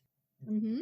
I mean, what are your thoughts on that? It's because, I mean, like they're not going because there's a dangerous beast. They're going there because there's something that's dangerous to Rand. Yeah. It's never been classified as a beast. No, it's just, and it says specifically like he just knows it's dangerous. That's how he notes it, is it's dangerous. So, yeah. I mean, obviously all of this is interpretations. Yeah. So I don't think there's a big giant like Grolm or something. Okay. Like when you say beast, like that's like literally what I think of. It's the skeleton of that friggin' giraffe is going to come to life and eat the Tyrannosaurus Rex, the mammoth or whatever it was. Yeah. That could just be the way Perrin interprets. It could be, yeah. That's what I think it is too. Yeah, because he's a wolf, so in this sense, so makes sense. Like that's how they interpret it, Yeah, it's just clear they're hunting something somewhere evil, and that's we get a nice Matt note too. I like this one. Yeah, so we see another window with Matt wearing a hat and carrying a weird staff, which is like the one he got fancy new spear. the fox people. He actually And sees the blade on the staff. the blade, the like he references the blade on the staff. right. So Matt is standing at a forked road, flips a coin, and like essentially chooses a path. Yeah. Which makes sense for Matt. That's how he chooses everything pretty much so far. Yeah, and this whole thing about Matt wearing a hat, I know that this is gonna be a thing or something, but I think it's just a hat. You don't think there's anything special about the hat? No. Like we've talked about this because we were gifted lovely artwork from one of our lovely fans, and Matt is wearing a hat. I just have to say. Yeah. So we don't with know. The thing. Okay. Yeah. I had said in our character prediction bonus episode that I think Matt's hat is literally just Robert Jordan projecting. Because he likes to wear hats. Yeah. He just like gives one of his characters a hat to Which wear. is totally possible too. We don't know. I think it might also be some of the Odin stuff because I mean that's true too. I don't know Odin's story. You're killing our bonus episodes here, Tom. My bad. No, he's sparking. I just love this stuff. I love interest. I'm actually I got ordained to do a marriage with somebody, and I had to pick a religion, so I picked Odinism, Astaru. Tom, can we do a bonus episode just strict on like Norse mythology? Can we just chat for 2 hours about it? 100%. We're gonna do that. That's gonna be a thing. I love it. Okay. Anyway, but Odin, one of the folk stories that the Vikings would tell, or the Norsemen would tell about Odin, is that he would go around on Midgard dressed as an old man with a hat and a cloak. So that could be interesting. We gotta limit what we talk about here too, just in case. I like my theory mostly that it's just Robert Jordan projecting himself into a character. I also think wear that hat all the time. Yeah. Because Harriet said it looked good on him. That was a fun fact. That was a fun fact. There was a quote from him about that. So that is 100% true. She liked it, so he wore it. Okay, so we do have another window. Another vision, another vision of parents. Yes. So we have a window in the sky. It's Egwene with a woman with long white hair staring at him in surprise. Who's that? It's Amis. But behind them, the White Tower is crumbling. Uh-oh. Okay, do you want to talk about the White Tower thing, or the fact that they're totally looking at him and they're being totally looking at him in the dream world? They're like, "What are you doing?" So that's like him seeing them seeing him situation. Yeah, I thought that was funny. Yeah. But what I thought was more interesting is the White Tower crumbling. Okay, but that's bad. You want to tell me that the White Tower crumbling is good? No, but like interpret it, because like, do you think that the White Tower is literally gonna no, maybe not. Maybe it's a dream, so I have to interpret it. But we do know we have a bunch of dreams are hard. Dreams are difficult. Yeah. So you got a lot of min visions too about stuff with the tower. Min's viewings about a bunch of people being like captured and killed and whatever in the tower. That's true. So like clearly something's gonna happen. Her time frames are not like no, and that's what's chapter one to be accurate. Not a spoiler. Yeah. Okay. But yeah, so that's what we get there. Perrin thinks about what Moraine told him about Tel'aran'rhiod and how it's similar to the wolf dream. And it's like, yeah, bud. Yeah, man, same thing. It's the same fucking thing. Same place. Yeah. Okay, we've talked about Elias' reunion with Perrin. Yeah, Perrin wishes he could talk to Elias. You still think that's going to happen? Yeah, I almost half expected Elias to pop up here somehow. Does not happen. Would have been nice. It would have been nice, because I think that Elias probably also can access the dream world. It's Elias shooting down the hawks. Boom, figured it out. No. No, Brett. Not even. You can't get me with that. Tom, play along. Yeah, sometimes totally what Brett says stuff like that, and I believe him. But that one, no. Yeah. No, I know. Okay. But okay. All right. So he's like, I wish I could talk to Elias. And then he goes, hey, wait, where's my bud? Yeah. Where's my buddy? Hopper. Where is he? So he calls out, Hopper. Doesn't show up. Yeah. So what's up with that? Reception's bad in the mountains. Yeah, this is bad. This is like, this is where I started to care about these chapters. Okay. This is where I was like, oh, fuck. There might be a puppy that got hurt. My puppy. My heckin' good doggo. Yeah. Better not be hurt here. So Hopper got murdered once. Yeah, I know. That was that was like too soon. Oh man, That was so bad. that was so funny, especially with her predictions, just for the fact that it's like, hey, we got introduced to this gigantic, awesome wolf named Hopper, and then gets fucking murdered right away, like yeah. immediately So bad. after being introduced. And she's like, I thought he was gonna play a bigger role. Yeah. And then I predicted Well- him being a Jedi ghost, and I was right. You were not He's wrong. a blue glowy. Yeah. Right? Okay, so Hopper doesn't show up. I'm sad. Perrin thinks about how he wants to get down to the place where the ravens were and how it's going to take a long time to walk there, so he better get started. And then he takes a step and he's there. Yeah. Yep. So he's just like Egwene, Yeah, that's what I was saying. figuring out the dream world. But also, it also made me feel like how Egwene was like, oh, I got to search for the evil people to see what's going on. And then she's flying around Tanchico. Yeah. And then Perrin's the exact same thing. He's like, oh, I saw a bunch of Trollocs and Fades and murdering person hawk ravens situation. Like Yeah. someone's shooting hawks out of the air. Okay, And he's like, I'm you just should going to. try words better. No, I got this. And then Okay. he's just like, he's jumping around the mountains, all like learning Teleran Riyadh. Yeah. And it's like it feels the same where there's like that I'm figuring it out, but I'm being super irresponsible while But doing he also it. is having fun. And when was the That was the reason why. Okay, but listen though. When was the last time Perrin ever had fun? Never. It was 1987, and Yeah, you tell me, because I like this chapter is a Perrin chapter and I like it. yeah, So it's because he's having fun and he's not thinking it's exciting, it's interesting, it's not dull. the last time Think Perrin for had 5 fun minutes about everything. was when he had those Tinker women dancing for him. No, he Oh, hated he was that. super uncomfortable. That was the Oh, yeah. worst. Super He liked it. uncomfortable. Probably when he was smithing in Tyr. That was probably the last time. He had fun. When he was smithing, that's Yeah, when he was yeah. having fun. Anyway, Perrin starts having fun.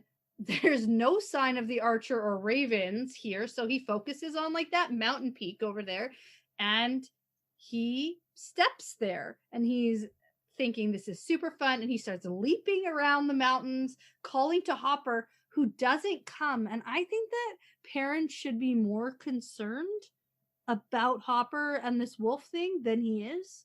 Sure. Right? So the problem is, like, it's troubling that there are no wolves here or anywhere he's like flown to. Yeah. So we get some carvings and stuff in the mountains, and I'm wondering if they're important enough to talk about or if we can skip over them. No, well, I didn't pick up anything specifically about the carvings in the mountains. It's just like super ancient stuff. It's just like old Manetheren stuff, right? Yeah, Probably. probably. It's like ancient civilizations. It kind of gets like the Lord of the Rings But it's vibe. also Dream World, so Who knows? Yeah. okay. Yeah. We'll skip over it then. Yeah, there's Yeah, you nothing don't that have to important dwell- there. You don't have to dwell on that. Okay. Yeah. So Perrin has gotten closer to the two rivers, or I guess to Evansfield, sort of, and he's by the sand hills, and now he sees another man who Ooh. looks familiar. Oh, you picked up on that. Okay. Yeah, okay, he thinks this guy looks familiar, which is interesting. And I immediately think, like, who is it? A Forsaken, maybe, because he's had a dream before where he saw a bunch of the Forsakens like having a meeting and like yelling at each other. He did see that.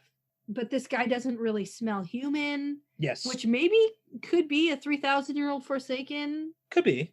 I don't They're still actually. human. They're still human. Yeah. But like Balthamel, the guy with like the flaky skin and stuff. I Like, get it. how human does that guy smell? Yeah.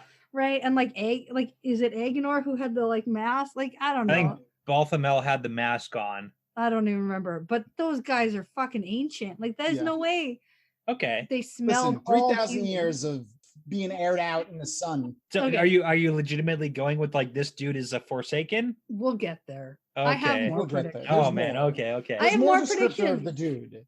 I have Okay. more predictions. This is my first prediction. Okay. That's like the first thing I thought of when I was reading, Okay. because who is familiar to Perrin? Elias shooting down hawks. Okay. All right. Tam. So so the man notices Perrin and then takes off, and then Perrin dream leaps over to where the guy was and sees that he was skinning a wolf. Oh my god. A bad Whoa. wolf. Bum, bum, bum. so That's bad. bad news bears. It's That's so bad. This is really so bad. And because we're in the dream world, and if wolves die here, then they're really dead, right? Yep, forever. Yeah. They're dead, yeah. dead. They're not just like a little bit dead. I mean, Their this is again. Their strand is cut. Yeesh, that sounds bad. That sounds worse. Which That is sounds interesting. Worse than dead. I want to talk about what Hopper. Mostly dead. When Hopper comes in, I want to talk about that too. Okay, so basically, Perrin just chases this guy around the Dream Two Rivers. Zip zap. Yeah. And then he gets over to the Terran River. Kind of like Dragon Ball Z fighting. They're like The animation is just like still motion. Like this, with With, like like- lots of lines behind him. Yeah. It's Okay. cheaper animate that way. So. It's great. It's so Yeah. good. So they get over to the Terran River and they see a glittery tower of metal. Mm-hmm. And the guy he is chasing heads right for it and then like vanishes inside it. Okay. Do you remember the first time that we've seen this? No. We've seen this tower before. Oh. Do you recall? Testing your memory. We saw, Huh? okay, when we were on the ship with Bail Daman. Yes.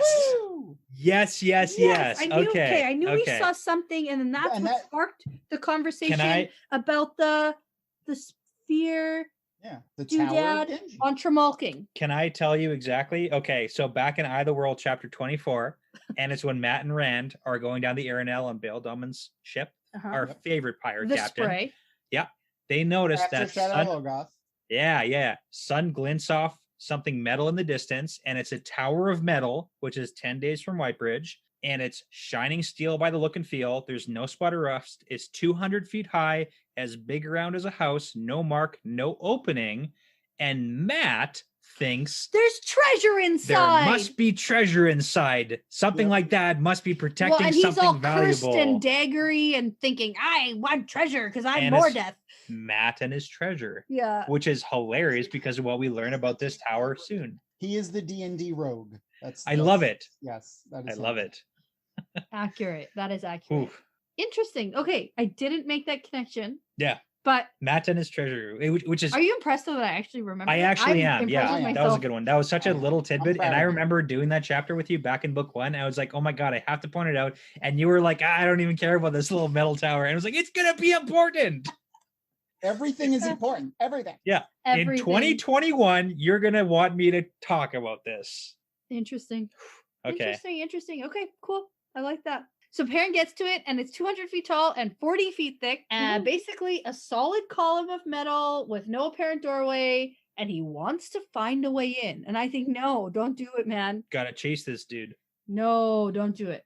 So, you know what's interesting though? The way that Perrin's looking at it is as with like a blacksmith eye, right? Like, Because how it's did like, how did they make this? how did they make this? Yeah. He's like, he's looking for the like welded seams, Yeah. right? And he can't like that part. Well, that's how he I looked love at that Gull's writing. cage. That's how he looked at Gull's cage. He was like, "Oh, this is shitty. This is terribly built. This is how I can pop open the door." Yeah. But it's like, then that's how he got Gall out. That's like He's an legitimately what engineer. happened. Yeah. yeah. So I have a question. Maybe you want to talk about it now or later. What? Did this dude actually go inside this tower? Yeah. He zip zapped inside. He's like in there. Mhm. Okay. Because did you know that? Well, number one, we're in the dream world, Sure. so you could probably just think yourself inside it. Okay. Number one. Number two, we're also in a world where like magic exists. Yeah, I'm just So saying, like, yeah, was it I think he got in there. based on what we get? It's like a really dangerous tower, and you shouldn't go inside there. It's So dangerous, but this guy like smells like evil and shit. He's evil, so like was it a obvious- fake out though? Was it like But a? also, how's about also, how is this guy in the world of dreams? We know Wolf Brothers can get in the world of dreams. Yeah, We know Wise Ones can get in the world of dreams. dreamers. Streamers? Yep. How is this dude in the world of dreams? Right. So interesting because we're gonna get there because Yeah. Hopper's gonna explain it a little. Yeah, I bit. feel like we. Yeah. Okay, let's come Yeah, back. yeah, Yeah, yeah. let's get there. Okay. Let's get there. So Hopper finally shows up, and I'm relieved and I'm happy. And he tells Perrin to stop. This place is bad. This place is evil. Stop it. Stop chasing this guy. Stop trying to get into this place. It's bad. So he tells Perrin that the man he chases is named Slayer in like wolf names because Mhm. obviously he's slaying the fucking wolves. Yeah, that's a. Okay. But also the hawks and other animals. Like, he's just killing everything. Seems that way. Yeah. So what I find it interesting that Perrin could see the ravens and the hawk get killed in regular world. Hmm?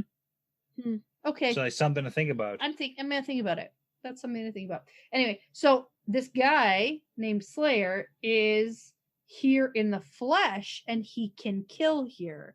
And then that's something we heard about 2 chapters ago with the wise ones and Egwene. Yes. About some people can go all the way into the dream world in the flesh. It was a thing done long ago. Evil. Yeah. Well, okay. So then this is like the contentious point of it is they said it was something that was done long ago and they did evil. So it is an evil thing to go into the like in the flesh. Because so you it's like can't get back or something? No, we didn't get like you can't go back. Didn't they say that going in the flesh was evil? They said it's they said so specifically what they said is they went in the flesh and they did evil. So it's an evil thing. Okay. It's like a one because of the other. Like because you go in and you do evil, it's an evil thing to do. Got it. So don't do it. Interesting. It was a very interesting type of phrasing for it. Yeah. So we don't know if it's like naturally an evil thing or is it like evil because the people who did it did evil things and then I had it this whole evil. speculation about how Lanfear claims the dream world as her own and was she the one who was going in and doing evil things and like I had that whole thing, right? Or is it like all the Forsaken or like what's really going on here? What's happening, or is it more than just Forsaken, right? Yeah, so I mean obviously there's more evil in the world than just the shadow. Yeah. So I mean that kind of leads a little bit in the direction of like, is this dude some sort of Forsaken type if he's doing these still at this point in the chapter on the Forsaken train. Okay. So people being here in the flesh is a thing remembered from long ago and come again. So I think that's what Hopper says, and that's a thing that's reminiscent of what the wise one said. Yeah. And the things of the shadow walk in the dream now. Yeah, and that makes sense. So that made me go, oh, things of shadow, that's probably Forsaken. Yeah, that makes sense too. Yeah. So Perrin says that he will go in and kill him.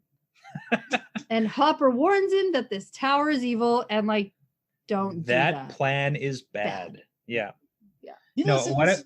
There's a point for him. He listens. He does. He does listen to him. I mean, also kind of sort of. He sort of listens to Hopper. He only listens because he can't figure out how to get in.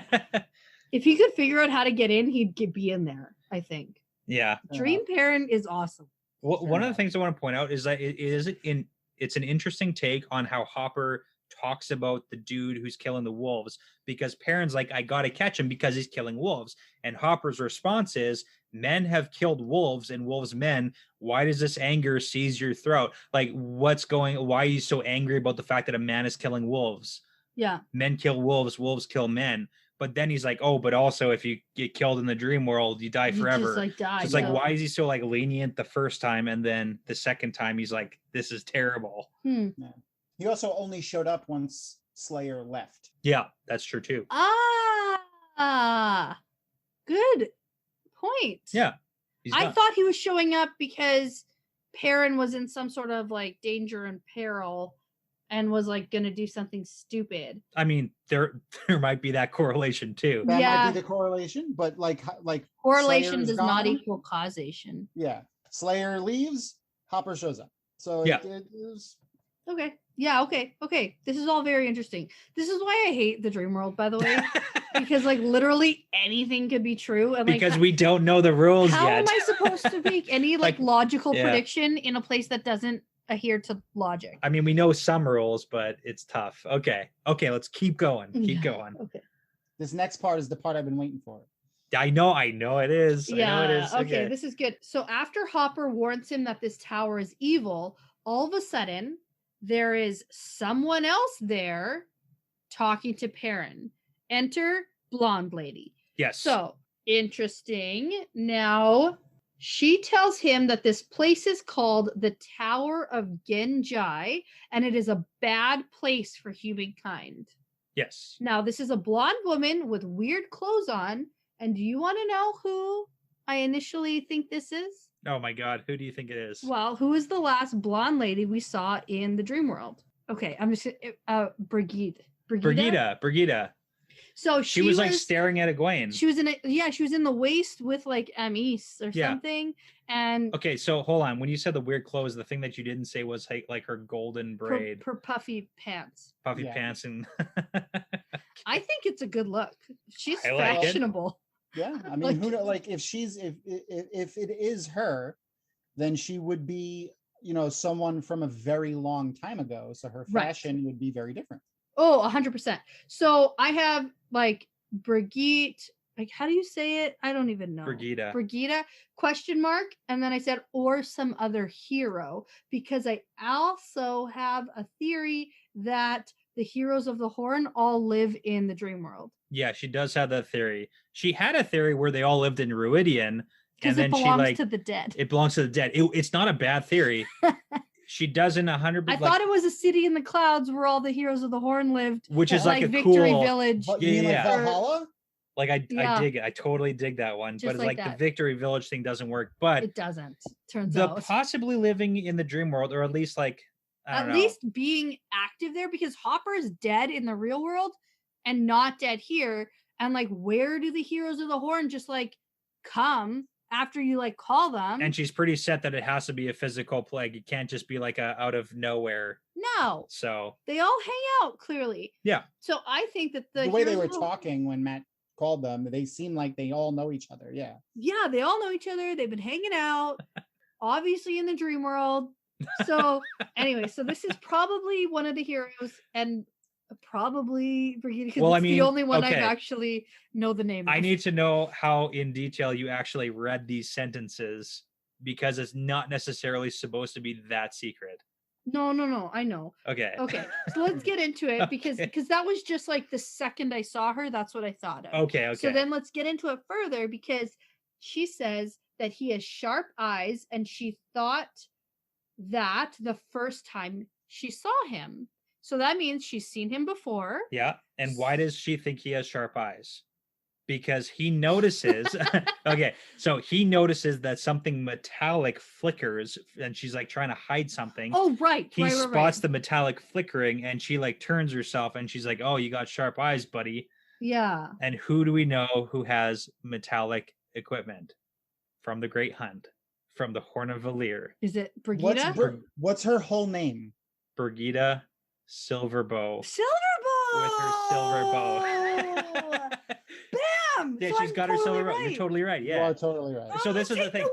It's not supposed to be necessarily secret. Okay. Yeah. But no, that's good. I don't know that. Sometimes things are so secret for 8 books. Yeah. Yes. If you just read back to the Horn of Valir sequence in the Great Hunt, you would have known. This is why rereading them is so fun, because you pick up on little shit like this. Yeah. As you go back, and that's why we're doing the podcast, so she doesn't have to necessarily wait another time. Yeah. She can just get it now. This is so crazy. Okay, cool. So yeah.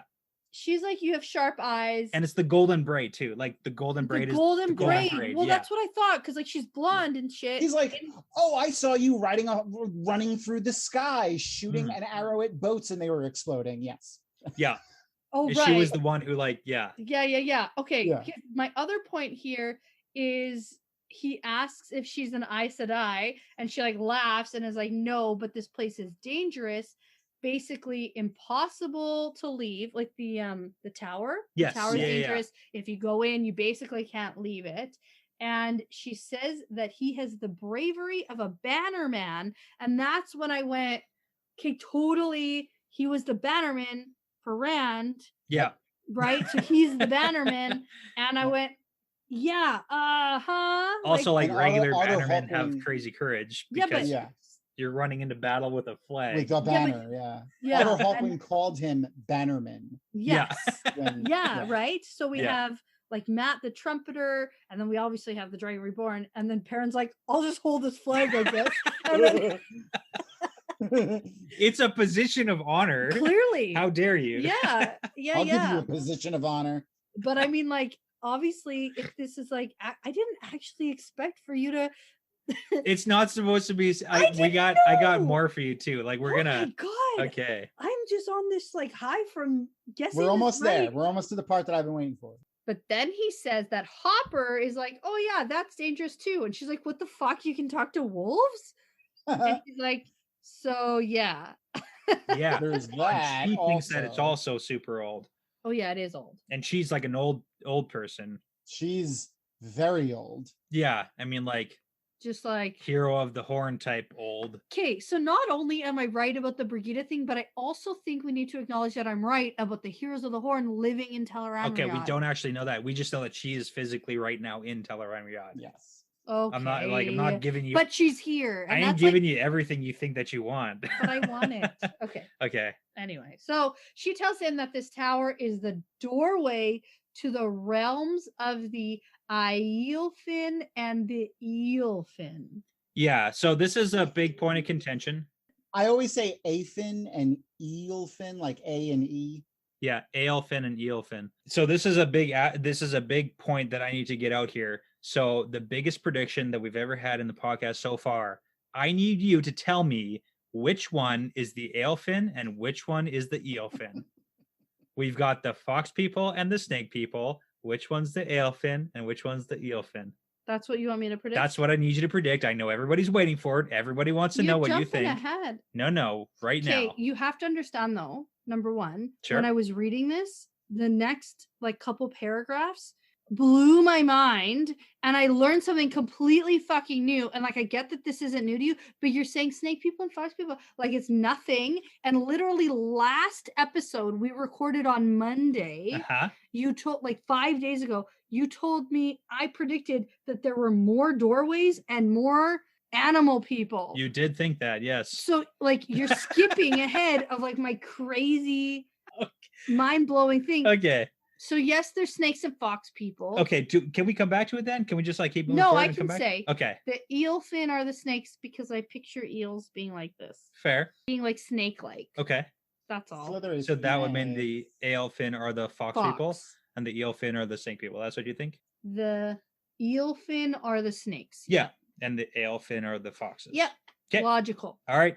Well, we just got to get it out there. So Cool. Yeah.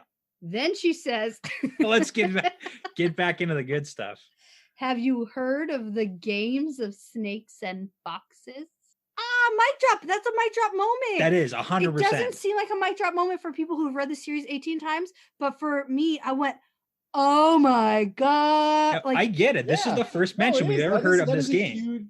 This was such a big fucking deal. It was such a BFD. So apparently this is a game for children, which is impossible to win unless you break the rules. So the rules are, or breaking the rules are?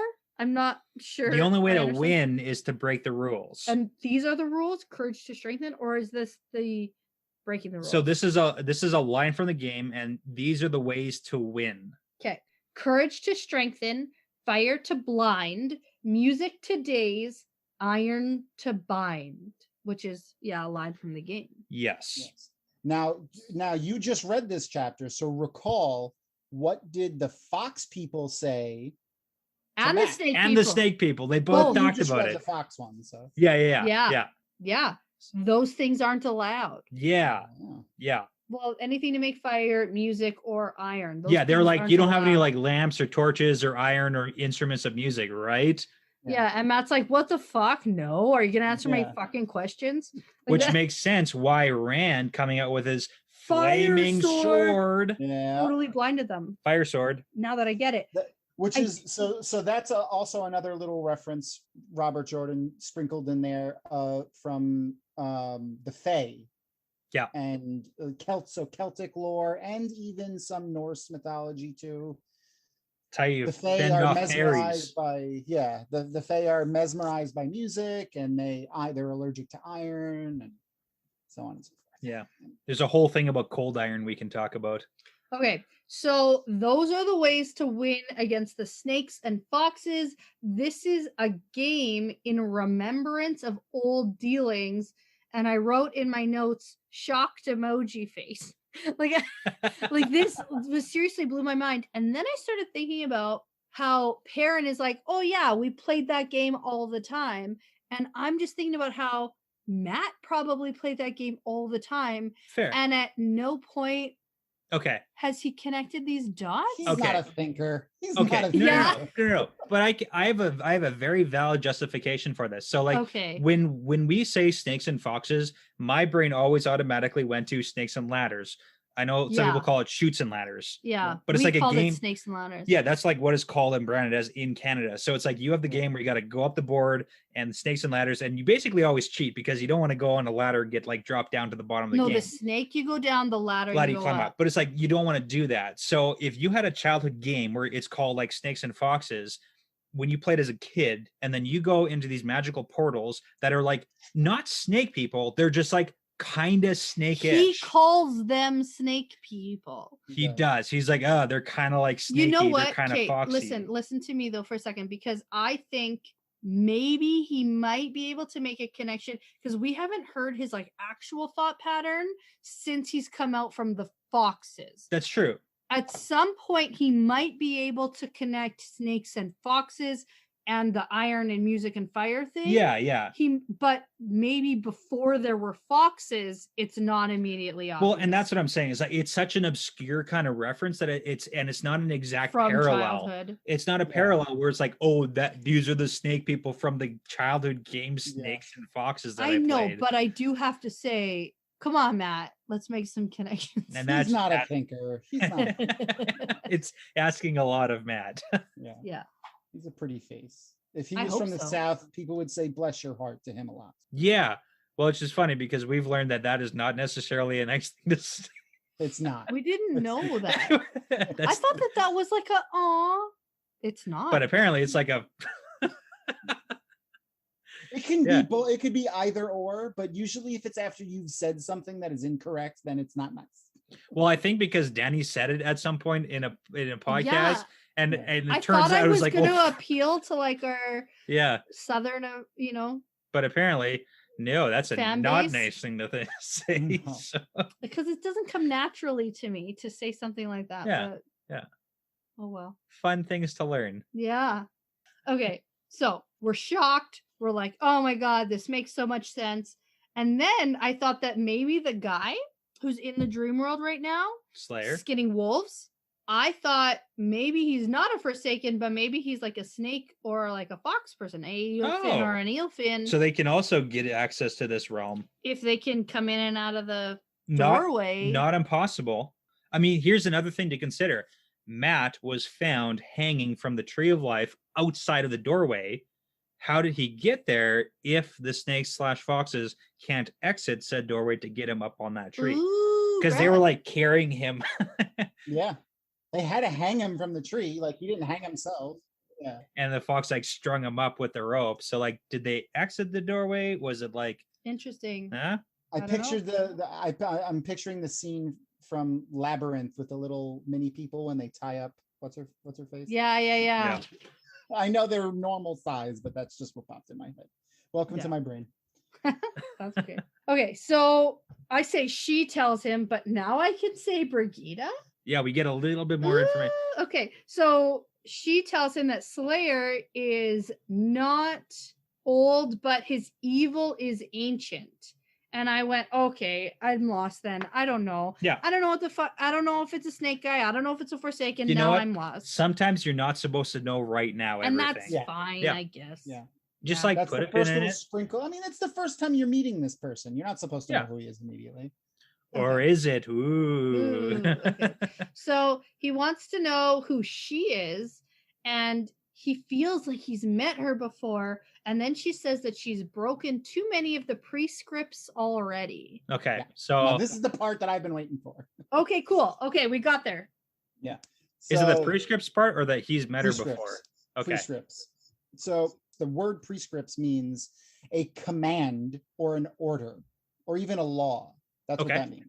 Okay. So we know now, or you know now, that this person is Brigitte Silverbow, a hero of the Horn. She has to follow commands from who wrote them. That's a good question. What are Ooh. the other prescripts? Because it's not the prescript that I'm breaking. It's No, there's Don't lots. talk to people. Yeah, don't talk to people So- if you're allowed in the dream world. Just hang out there. exactly. Yeah, And okay. then who is enforcing said prescripts. Well, here's another question. We know that the Horn of Valir is from before the Age of Legends. Yep. We do? We do know that, yeah. Yes. Do I know They that? said it was, yes. They You said should it know during, that. yeah, they did say it during book 1 that it was left over from before the Age of Legends. Yeah. Yeah. Hey, that's but it's why I probably love- not going to get scratched. But anyways, but that's a good question. Is like who, when, what, where, why, how, all that good stuff. Interesting. Okay. Okay, Very go. good point. Answer his question. Come on. It's Archer Hawkwing. No, he wasn't. Otter Hawkwing's younger He's the than Brigida. leader. No, it's whoever's The soul of Archer Because Hawkwing. Archer before Hawkwing is times. clearly, reborn. He's Archer Hawkwing, or He he's was kind of someone like the else leader reborn. man. He's the leader guy. He like met all of them. Maybe he's actually way older than them. Well, that would make sense if souls are reborn for Well, all Otter eternity.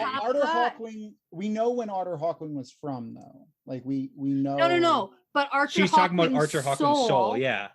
used So- to be someone else, and he was When- reborn. So you're talking like, is it first iteration? Yeah. Right. Things to think about. Yeah. Okay. Then it's the creator. I There you go. don't fucking know. I don't It's know. aliens, man. Yeah. It's Bella. It's Lanfear. Okay. So the answer is always Lanfear. She's the answer to everything. That's fair. That's good. I'm good with that. Okay. So this is where Perrin thinks he sees a shadow of a guy. Okay, so also this is not supposed to be necessarily the secret. Yeah. Oh. Yeah, there's a few Because they pointers tell to like you- why. Okay, so recall. So it's a shadow of a guy with like sword sticking up out of his back. Yeah. And he turns around and the guy's not there. I don't know. It's like a whole thing. Okay, so this is the whole thing. It's like he clearly sees a shadow, but he doesn't actually see the dude. He sees like the shadow, something. So there's something funky going on where he can't actually see them unless they want him to see them.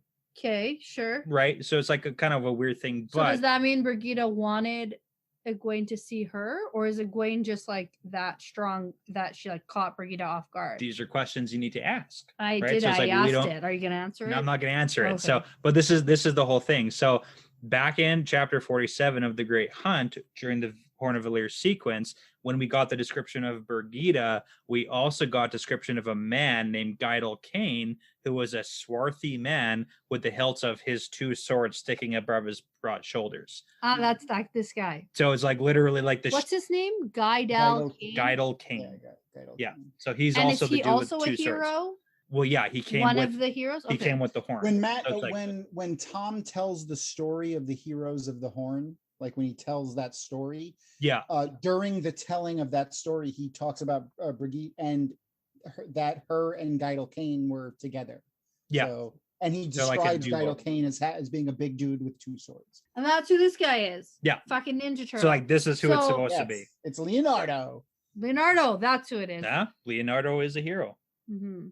Okay, so Perrin sees a shadow. It's clearly this guy. What's his name? Gaidel Kane. That guy. Gaidel Kane. And she's like, he's right. I shouldn't be talking to you. And then he turns around and she's gone. I have to leave now. My planet Yeah. needs me. So it's a Poochie moment. It is. Yeah. Okay. So Perrin is like, well, that was weird. And Hopper is like, what was? There was no one here. Yeah. So again, that's kind of why I'm like, it kind of seems like if they don't want you to see them, you can't see them. Yeah. Yeah. So it's like because Brigida But comes did in. Hopper not see Perrin like chatting with someone? Well, that's what he says. Hopper was like, "You're talking to the wind, man. I don't know." Oh. So Brigida like does something to like let Perrin see her. I thought but it was not a wolf Hopper. thing. I thought because Perrin has wolfy abilities, he can see the wolves, but because she doesn't, she can't see the dead wolf. Well, she can see Hopper because she's like, "Oh Yeah, shit, you can talk to the wolf." Yeah, she sees Hopper, Oh, okay. Yeah. Yeah. So You're the right. only thing we can kind of determine here, and then Gaidel Kane doesn't let Perrin really see him Yeah. because of the prescripts, Okay. probably. Yeah. So it's like it's weird. It's weird, It's all weird. and we don't really know the Robert actual. Jordan drops that one word there, and it sets up like a whole nother series. You Yeah, could I would just love based to off read of that one word. series. Yeah. Let's do it. I know. So much. There's so much extra I want from this, but I should probably get through like I don't know, 11 more books. What is it? We'll How talk. many more do Yeah. A lot. Okay. A lot. Okay, so Hopper tells him that he should avoid his old home. And turns out there are no wolves there now. They either fled or were killed because Slayer walks the dream there, which means he's just like killing all the wolves. I have no clue who this is anymore. So I don't know what's going here's on. just like a little speculation. I just want to kind of maybe throw out there, see what if you're gonna pick it up or not. Okay. So we've got this Slayer dude who's like uber evil. He's killing things and skinning wolves. We know that Perrin came to the Two Rivers because of the White Cloaks, but we also found out that Padden Fane is like with and influencing the White Cloaks. So could this uber evil Slayer dude possibly be some sort of like Padden Fane in the dream world weirdo guy? Nope. No? Padden Different Fane people? has got enough going on. Like Padden Fane has so many different complexities. I don't buy it. I don't think You don't so. buy Padden Fane in the dream world being this Slayer dude? No. Okay. Padden Fane has his own motives, being like Mordeth and Padden Fane and this. Like he's got his own Evil trajectory. He's got his own trajectory. Yeah. I like the way you put that. He's got enough complexities. That's fair. I was just like the only like crazy weirdo evil super bad guy we know. Well, we have like Bayard who he's just a White Cloak though. I know he hates Perrin. He hates the wolves. Like that's the only other thing I can think of. But it's like Bayard, to what's happening around the Two Rivers right now.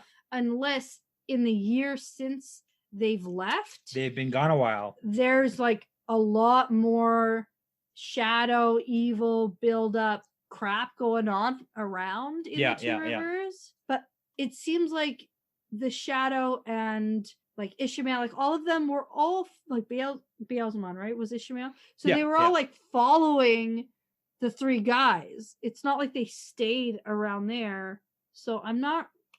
This is like completely throwing me for a loop. I knew you were going to ask me a bunch of questions. Yeah. And I have to say that this is all new and I really don't know. Yeah. This is like one of the first, times in a while. I'm like back to square one where I have no idea what's going on. Yeah. Yeah. Like sometimes you can kind of figure out.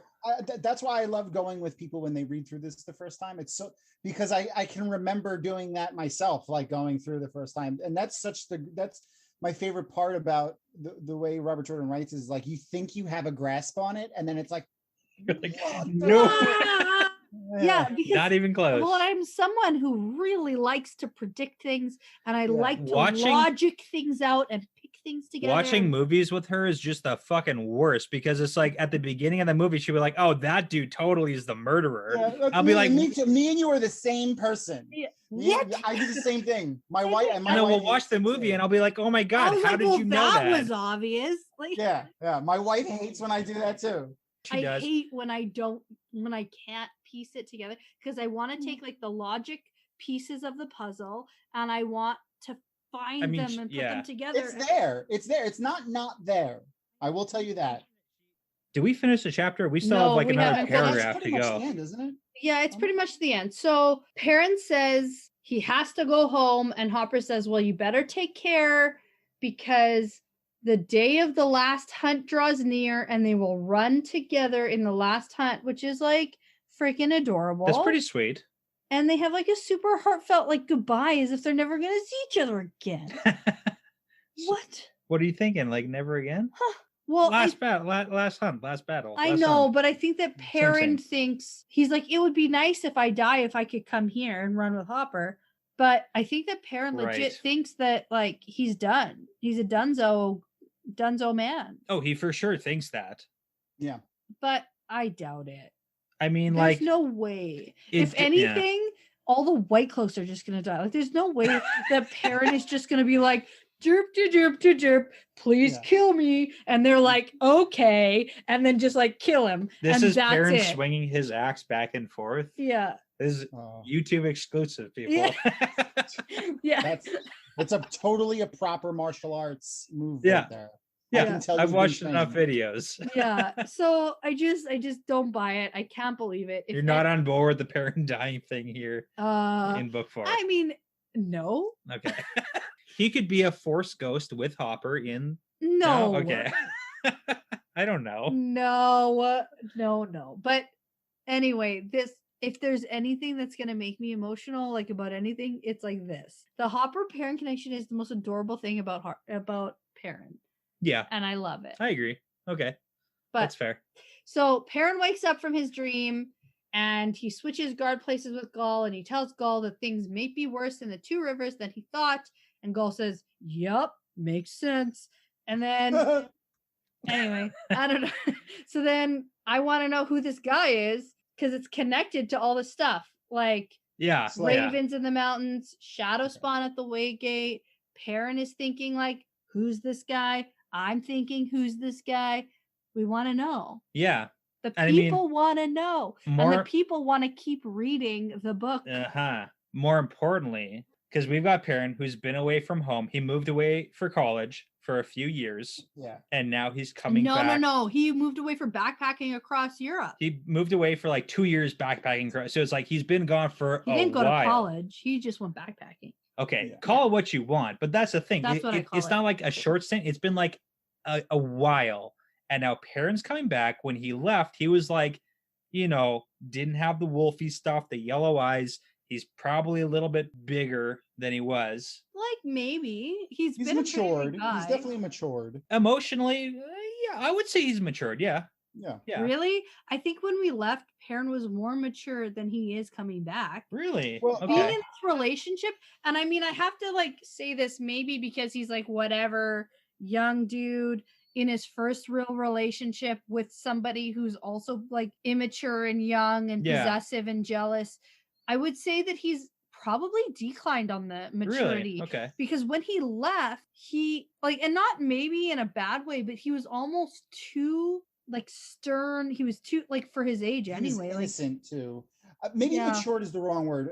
He's more worldly now. Like he's got a lot. He's been through a lot. Like he's seen a lot. Yeah. So he's before like the worst thing that ever happened to him was like he stubbed his toe or some shit. Like he didn't. Right. Now he's like he accidentally knocked someone over with his shoulder and was like, "Oh my god." And now he's killed people and fought Trollocs and Murdrell and humans too. And because he didn't have a proper conversation with his friends with proper communication, he thinks he's the only one who's done that. But also keep in mind, he's coming back to the rivers because he's killed people and he's expecting to be killed now. This is kind of like an ongoing joke in the Watt community, at least for the last 17 years. This would be a 2 or 3 book series if they had cell phones. Yeah. even pagers. Like we don't even need sophisticated technology. Yeah. We just need some literally level anything. Of any type of communication. Yeah. But it is interesting to note like how, but the point I was actually getting at is like when you leave home and then you come back to like your old high school buddies in your hometown. Like you're different than who you are when you left, and they expect you to be the same. And you probably you might not want to be the same person, right? You might not want to be the person that you were when you left because you're different now that you've come back. Yeah. So it's like, how is like his family gonna take him? The Luhan's gonna take him. Like his friends, how are they gonna take him? Well, and if you know what, that's all well and good, but if the White Cloaks are already there, it's not going to matter. He's not going to be able to sit down and like have conversations about how different he is if they're like there doing what they've done in all the other fucking villages where they like hold people up in the inn, don't give them like water and food and like kill 3 people to scare them. Yeah. Like, can I end this on a nice note? Yes, or not a nice note? Please do. Okay. So one of the things I do, Tom, is I pick out my favorite chapter of each book. So like the Eye of the World, my favorite chapter was Dragonmount, because whenever I start rereading the series, Dragonmount just gives me chills. I love it. The Great Hunt was Flicker Flicker because it's so pivotal for a lot of reasons. The Dragon Reborn, I picked the Galad and Gawain versus Matt fight because it's such a fun scene. I love that action. 100%. But I pick the next chapter as my favorite chapter for this book. I gave the Ruidian ones like an honorary, but like the next chapter. He's like, thinking, what's the next chapter? It's Do you my want to read it? Do you want to tell me what the title is? It's called Homecoming. So it's my favorite, but it's the personal.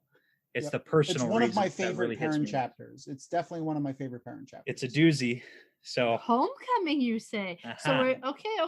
Yeah. And I Okay. actually spoke about that. I spoke about that chapter in one of the first episodes of our show, You and should watch it. specifically wanting to see the scene, a specific scene from this chapter in the TV show. Like I can't wait for them to do That's the what TV. he always says. He Uh-huh. always says, I can't wait to see this in the TV show. And I've shut him up like about that already. I think that I know that you know what I know that you know. Oh, 100%. We I know know, exactly yeah. what you're talking about. Anyways. I can't wait. I can't wait to read it. Awesome. Thank you. Good. And thank you so much for being here with us. Yeah, that was fun. I had a ton of fun. It was so much fun. Do you want to come back? I don't know if it's too soon to 100%. ask. Yeah, whenever you want me. Can we ask you for a second date, like right after the first? You guys date are gonna ends? have to do a bonus episode for sure. Yeah, I want to do that. I'm down for whatever, man. I'll talk about what all day. Awesome. We'll make that happen. I'm ready to say though that this is part of the pattern now. Yeah, it's part of the pattern. It's part of the pattern. It's part of the pattern now.